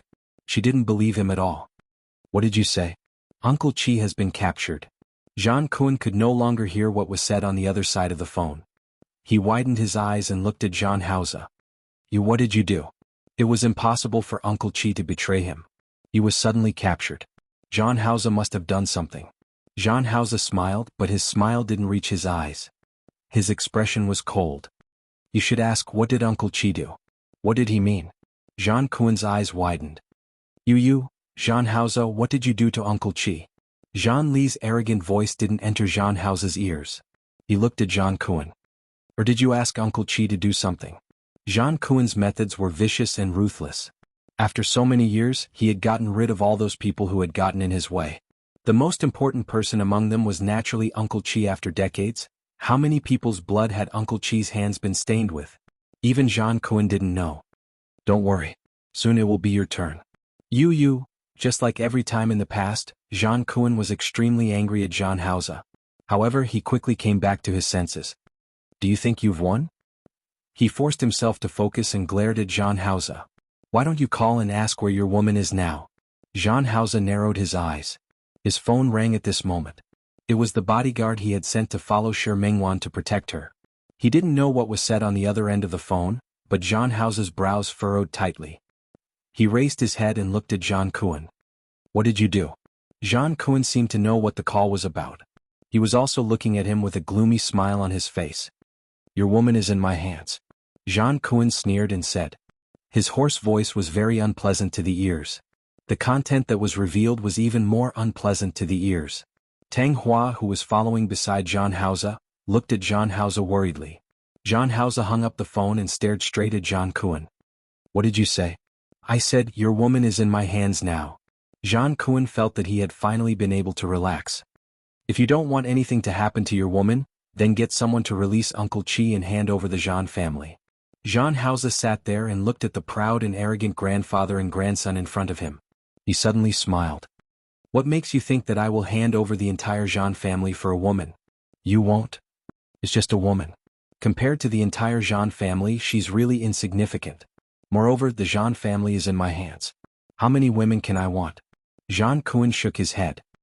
He looked at Jean Hauser as if he was looking at him, but at the same time, it didn't seem like he was looking at him. No, you will. I didn't know that you know me so well.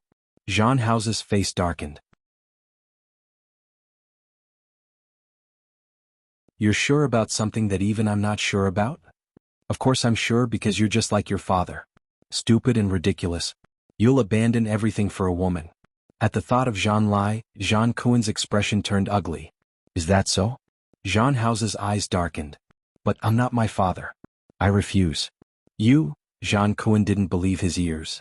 I don't believe it at all. You did it on purpose, you did it on purpose. Do you think I'll let that woman go just because you said that? You've forgotten one thing. I'm not my father. He stood up and looked at Jean Kuen. Don't worry, Uncle Chi isn't the only one with a criminal record. The police are already on their way. I originally thought that at your age I would have a greater sense of accomplishment if I let you stay in the sanatorium and watch me destroy the Jean family bit by bit. But now you'd better go to prison and watch me destroy the Jean family. Jean Hauser. Jean Li stood up. Don't be too smug. Let me tell you, if you don't hand over the Jean family, your woman is dead. Jean Kuen couldn't hold on any longer. He looked at Jean Hauser. I don't believe it. A police siren sounded outside the door. Jean Hauser turned around and walked out. Jean Kuen kept shaking his head behind him. I don't believe it. I don't believe that you really don't care. Do you really not care about that woman's life or death? Impossible. Jean Hauser should be as stupid as his father. He should be as stupid as his father. He should abandon the Jean family for a woman. He should be the same as his father. Jean Kuen's body softened. He began to feel uncomfortable again. But what was even more uncomfortable was to come. When Jean Hauser walked to the door, he stopped for a moment. He turned around and looked at Jean Kuen, whose face was ashen and who was about to faint. All right, I forgot to say one thing. You can call your people and ask who the woman he kidnapped is. Jean Kuen's eyes widened. At the same time, the phone in Jean Li's hand rang. The voice on the other end of the phone was full of panic. Old master. We kidnapped the wrong person. The person we kidnapped isn't that woman. Jean Kuen could no longer hear what was said after that. His eyes rolled back and he fainted. Jean Li wanted to do something else, but the police outside the door had already come in. He began to retreat. I didn't commit a crime. Why are you arresting me? I didn't commit a crime. You can't arrest me. I want to find a lawyer. Jean Hausa couldn't hear what he said after that, and he didn't want to hear it. After getting into the car, the convoy quickly headed towards the city center.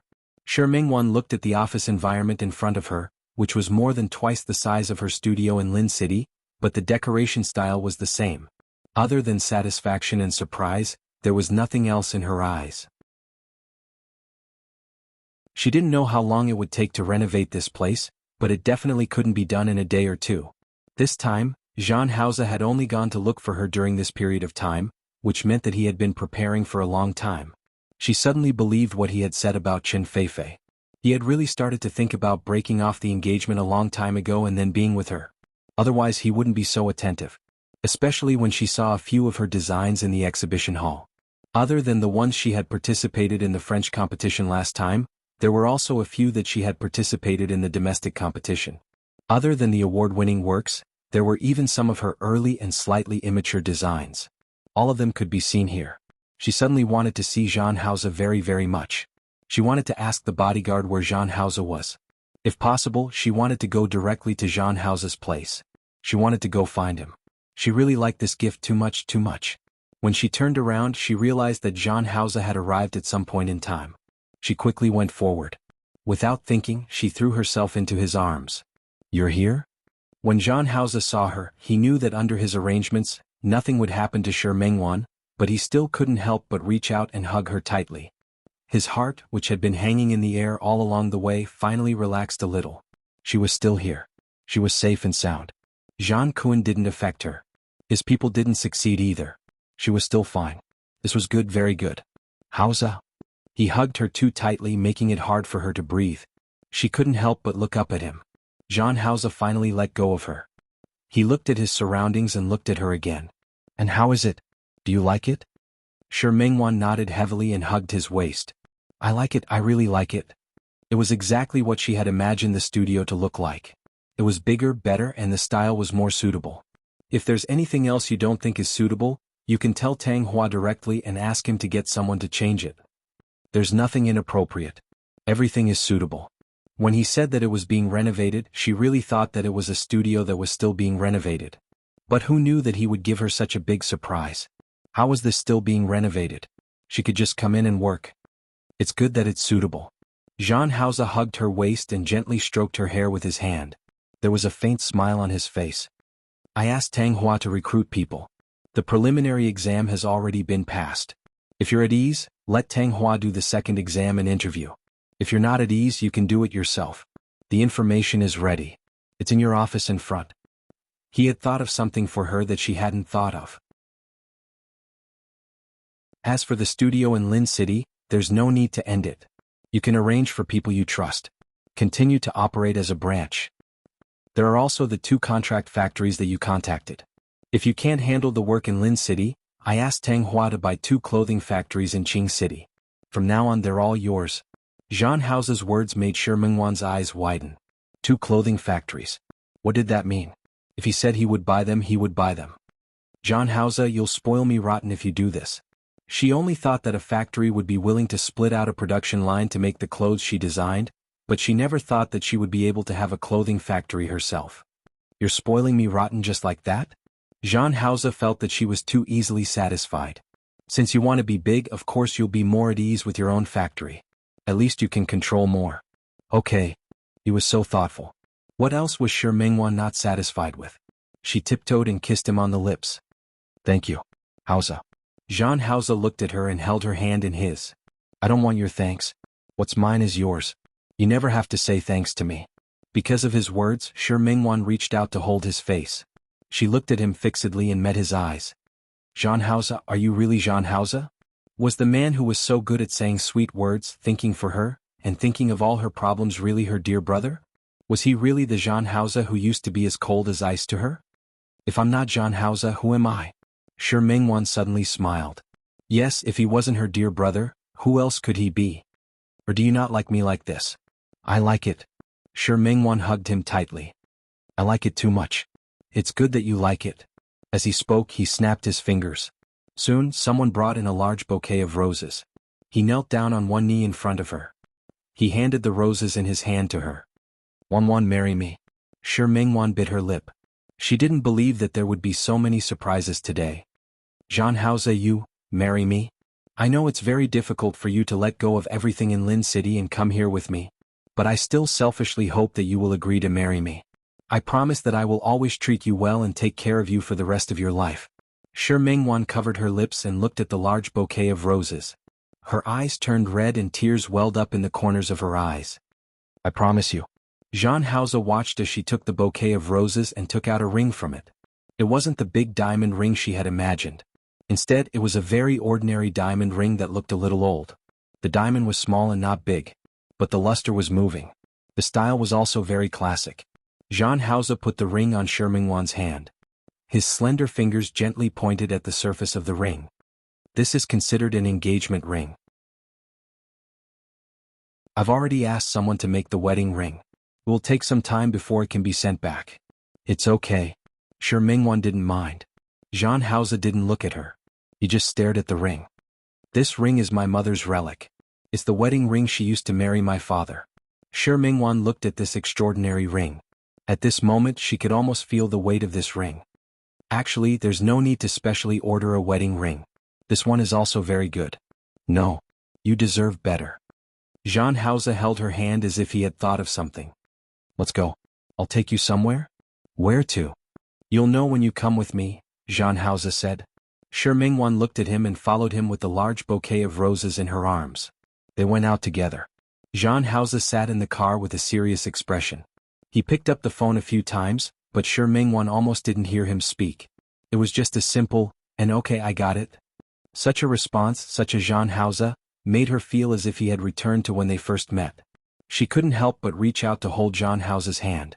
Jean Hausa turned around to look at her. When he met the worry in her eyes, he patted her hand. "Jean Hausa? Are you okay?" "I'm fine." Jean Hausa held her hand tightly, and the expression on his face was a little complicated. He seemed to be relaxed, yet nervous, yet in pain, yet happy. Shi Mingwan couldn't tell, but Jean Hausa's gaze made her heart ache.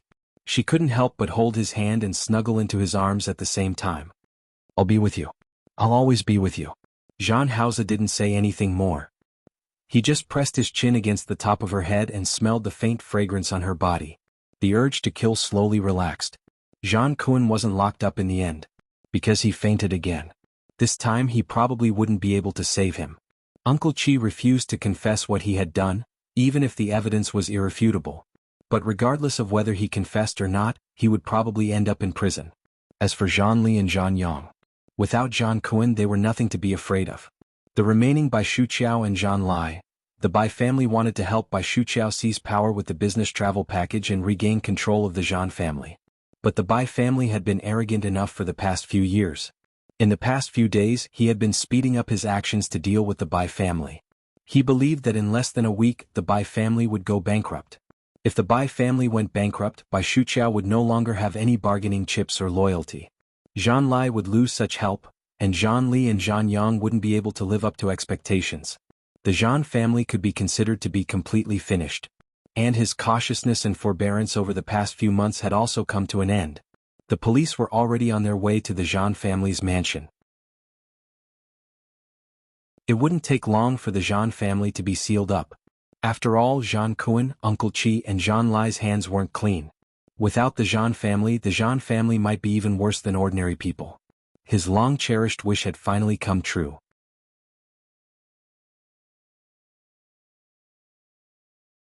Chapter 709. Shi Mingwan, who was sitting in the car, only saw that it was a mountain. The mountain wasn't very high and the car drove straight up the mountain. They were now halfway up the mountain. Following Jean Hausa out of the car, he held her hand and walked to a small path on the side. Shi Mingwan had a faint premonition in her heart. She knew why he brought her here and what he wanted to do. Sure enough, after going around a small hill, she saw a very grand and magnificent graveyard. Someone behind Jean Hausa handed him 3 bouquets of chrysanthemums. "Wan, this is my mom." Shi Mingwan looked at the cemetery. Discovered that the cemetery is not just for one person. On both sides were 2 larger tombstones and on the right was a woman. The woman in the black and white photo was smiling brightly, and her eyebrows and eyes were somewhat similar to Jean Hausa's. On it was written, "Mother Chiao Ruoliu's grave." Zhejian Haoze stood there sobbing. Was this Zhan Haoze's mother? She looked at Zhan Haoze and then at the other two graves. The larger one on the right read, Father Zhanlie's grave. It was also erected by Zhan Haoze. Zhan Lai on the tombstone looked 70% similar to Zhan Haoze. He was the combination of Zhan Lai and Qiao Ruoliu. The word Qiao made sure Mengwan take another look at Zhan Haoze. Qiaoze? However, what attracted Shi Mingwan's attention the most was the smaller tombstone in the middle. Sister Zhan Jiao's tomb. These simple words made Shi Mingwan's eyes widen. She looked at Zhan Haoze in disbelief. According to the time on these three tombstones, Zhan Haoze lost all his family in one day. Parents' sister. Zhan Haoze placed the flowers in front of the three tombstones, then squatted down in front of the tombstones. He reached out and stroked the tombstone in the middle. His gaze was sorrowful and distant. Actually, I don't know if she's a younger sister or a younger brother. I only hope that she's a younger sister. Zhan Kuan valued men over women. He also had a lot of illegitimate children, but most of them didn't get his approval. It was impossible for him to have a good relationship with those girls from the Zhan family. He had hoped to have a younger sister, and he had also thought that he would have one. If not for that shot. No, it wasn't just one shot, it was many shots. Shi Mingwan didn't quite understand the first sentence, but she reacted to the second sentence. She widened her eyes and looked at Zhan Haoze. Her lips moved, but she couldn't say a word. Zhan Haoze pressed his forehead against the tombstone. Actually, he knew that there was nothing there. Whether it was his sister's grave or his parents', they were all empty. Seriously speaking, these could only be regarded as cenotaphs. Because whether it was Qiao Ruoliu or Zhan Lai, their corpses were not here. Shi Mingwan looked at the three tombstones and her lips moved. She remembered that Zhan Haoze said that his mother was dead, but he didn't say that his father was also gone. Dad, Mom, I'm here to see you. Zhan Haoze took out a handkerchief and gently wiped the tombstone. Dad, Mom, I brought Wanwan to see you. Wanwan is the girl I mentioned to you before I came up here. I've asked her to marry me. Zhan Haoze seemed to have thought of something. He pressed his forehead against the tombstone, and his gaze was deep. He used to have a happy family. His mother was an extremely ordinary primary school teacher. But she was very gentle. She liked children and liked to laugh. She came from an ordinary background, but she accidentally met Zhan Lai, the young master of the Zhan family, who was all-powerful in Qing City. At first she didn't know Zhan Lai's identity. Zhan Lai liked Qiao Ruoliu like a demon. After knowing that his father wouldn't agree, he naturally eloped with Qiao Ruoliu. Qiao Ruoliu's mother was from Lin City, so the two of them settled down in Lin City. Qiao Ruoliu taught, while Zhan Lai found a job as an ordinary employee. The two of them didn't have much money, but they were very happy. Especially after they had Zhan Haoze, this happiness became three parts. As an elementary school teacher, Qiao Ruoliu liked children very much, especially her son. She would hold him in her arms and read to him. When he slowly grew up, she taught him to play the piano and sing. As for Zhan Lai, after getting rid of the controlling Zhan Kuan, he became an ordinary father. He would bring Zhan Haoze to the park and carry his son on his shoulders. He would bring Zhan Haoze to play basketball and football together.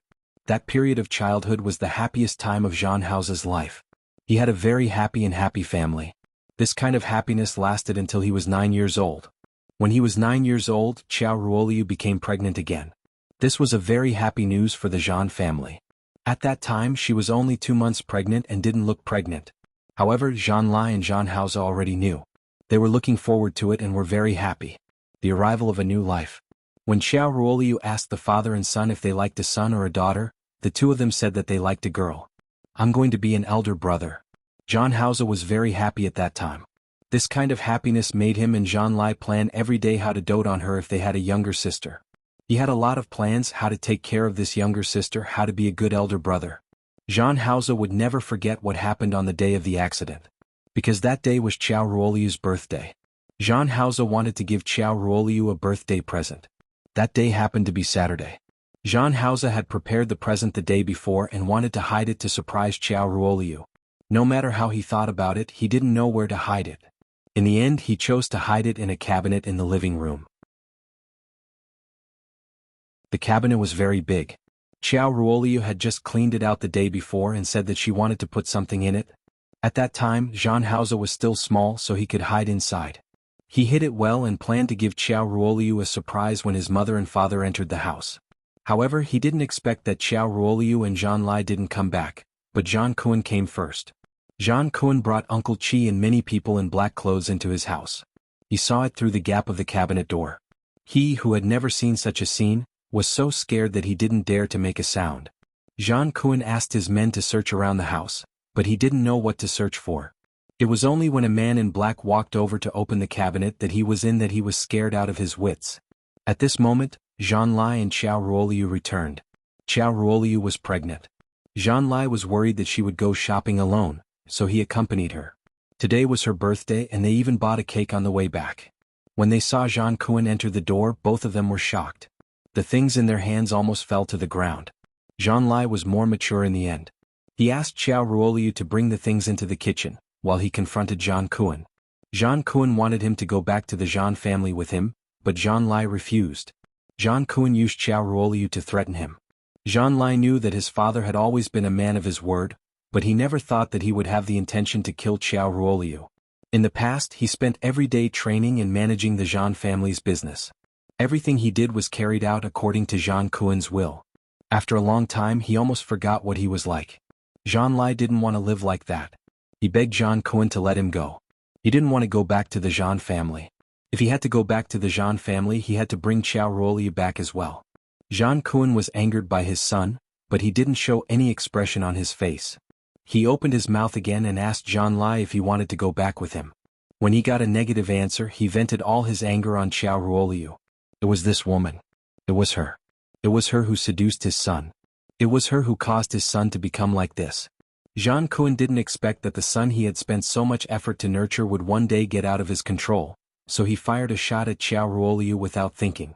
When Zhang Haoze saw this scene, his heart was torn apart. But before he could react, Zhang Lai had already rushed forward and blocked in front of Qiao Ruoliu. That shot was aimed at the heart. Zhang Lai died in the hands of his own father just like that. Zhang Kun didn't expect that his shot would kill his son. His anger turned into shock. But after the shock, it condensed into even greater anger. It was all that B*TCH's fault. It was her. She was the one who caused his son to risk his life for her. Zhang Kun was so angry that he went crazy. When he saw Qiao Ruoliu, who had pounced on Zhang Lai and was crying loudly, he felt extremely angry. He held the gun and fired 2 shots, sending Qiao Ruoliu on her way. Qiao Ruoliu fell on Zhang Lai's body and died just like that. Zhang Haoze was completely dumbfounded. He had even forgotten what he wanted to do and what he could do. He watched as Zhang Kun looked at the 2 corpses in front of him and coldly asked his subordinates to dispose of them. At this moment, Zhang Haoze finally reacted. He rushed out of the cupboard and threw himself on his parents. He kept calling their names. But there was no reaction at all. In the end, Zhang Haoze rushed up and randomly hit Zhang Kun. But his body was quickly held up by someone. Zhang Kun wanted to eliminate the roots and kill Zhang Haoze as well. But before he could kill Zhang Haoze, Uncle Qi's phone rang first. In the early years, for the sake of power, Zhang Kun married the daughter of the Lu family in the province where Zhang Lai's Qingqing was located. After his wife died, the Lu family took good care of Zhang Lai, their grandson. Previously, he hadn't come looking for him because Zhang Lai was under the protection of the outer sect. Recently, the Lu family had fallen into some small trouble. Zhang Kun could finally teach Zhang Lai a lesson. Who knew that this lesson would cause him to lose his sense of propriety? Zhang Lai was dead. Uncle Qi received the news at this moment. Zhang Lai's grandfather had actually been re-elected. Although Zhang Kun's power was great, it was impossible for him to disregard the power of the government. Just now, he had killed Zhang Lai and Qiao Ruoliu on impulse. But now that he had calmed down, he knew that he was in trouble. Zhang Lai's grandfather pitied his grandson for losing his mother early, so he valued this grandson very much. Now Zhang Lai was dead and he died at his hands. It was time for him to expand his power. If Zhang Lai's grandfather went all out to deal with him, it would be quite troublesome. Zhang Kun wasn't afraid of trouble, but he didn't want to stop expanding his business territory. After thinking about it, he decided not to kill Zhang Haoze for the time being. At least Zhang Haoze couldn't die now. He had someone knock Zhang Haoze out and bring him back to Qing City. And then, in order to cover up his actions, he ordered Uncle Qi to deal with Zhang Lai and Qiao Ruoliu's bodies. When he got on the plane, Zhang Kun, who was already crazy, looked at the unconscious Zhang Haoze and thought of a very crazy plan. He couldn't let anyone know that he had killed Zhang Lai. Then the best way was to let Zhang Lai still be alive. On this point, Jean Cohen couldn't help but rejoice. Although his illegitimate children couldn't be seen in public, they were of some use at this time. Because one of his illegitimate children looked 70% similar to him. Jean Lai's appearance was very similar to his. That illegitimate child only looked 60% similar to Jean Lai. Jean Cohen asked someone to bring the illegitimate child back to the old house. Then he hired a first-class plastic surgeon to do a microsurgery on the illegitimate child. In the end, a fake Jean Lai was born just like that. Jean Lai's grandfather was already old. He hadn't seen his grandson for a few years, so he naturally missed him. That illegitimate child was already married and had given birth to Jean Li and Jean Yang. Jean Cohen knew all of this. But in the past he didn't care, nor did he value it. Now he began to pretend to value it. He let the fake Jean Lai learn some of Jean Lai's previous behaviors and habits until the two of them were very close. That was why he let him appear in front of Jean Lai's grandfather. Why did he leave Jean Hausa alive? It was his last trump card. If the fake Jean Lai couldn't be fooled, then no matter what, Jean Hausa was still the great-grandson of the Liu family. At crucial times, it was always a protective talisman. If the fake Jean Lai could be fooled, then Jean Hausa would be useless. In fact, according to Jean Cohen's plan, it didn't matter whether Jean Hausa stayed or not.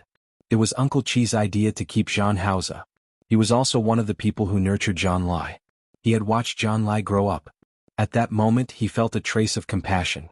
He spared Jean Hausa's life. But Jean Hausa knew that his parents had died in Jean Cohen's hands, so how could he let it go so easily? In order to convince Jean Cohen, Uncle Chi made a suggestion. He could hypnotize Jean Hausa and make him forget what had happened in the past. It had to be said that this idea was not bad. Jean Cohen had killed the son he had raised on impulse. Although he didn't regret it, he was still willing to give Jean Hausa a chance. The 9-year-old Jean Hausa was hypnotized. He had forgotten that it was a scene he would pursue for the rest of his life. Not only did he forget, but after he was hypnotized he actually thought that the fake Jean Lai was his father. In order to coax the Liu family, Jean Li and Jean Yang were not brought back to the Jean family's mansion. Jean Cohen decided to nurture a new successor that he liked. That was Jean Hausa. Didn't you, Jean Lai, not want to go back to the Jean family? Didn't you not want to take over the Jean family? I want your son to take over. I want your son to stay in the Jean family forever. Jean Hausa, who was hypnotized, always felt that something was wrong. But he was too young and the power of hypnosis was too strong. He couldn't remember. But he instinctively didn't like Jean Cohen very much. Every time he faced him he would be very resistant. Including the fake Jean Lai. He would call him father, but he no longer had the same intimacy as before.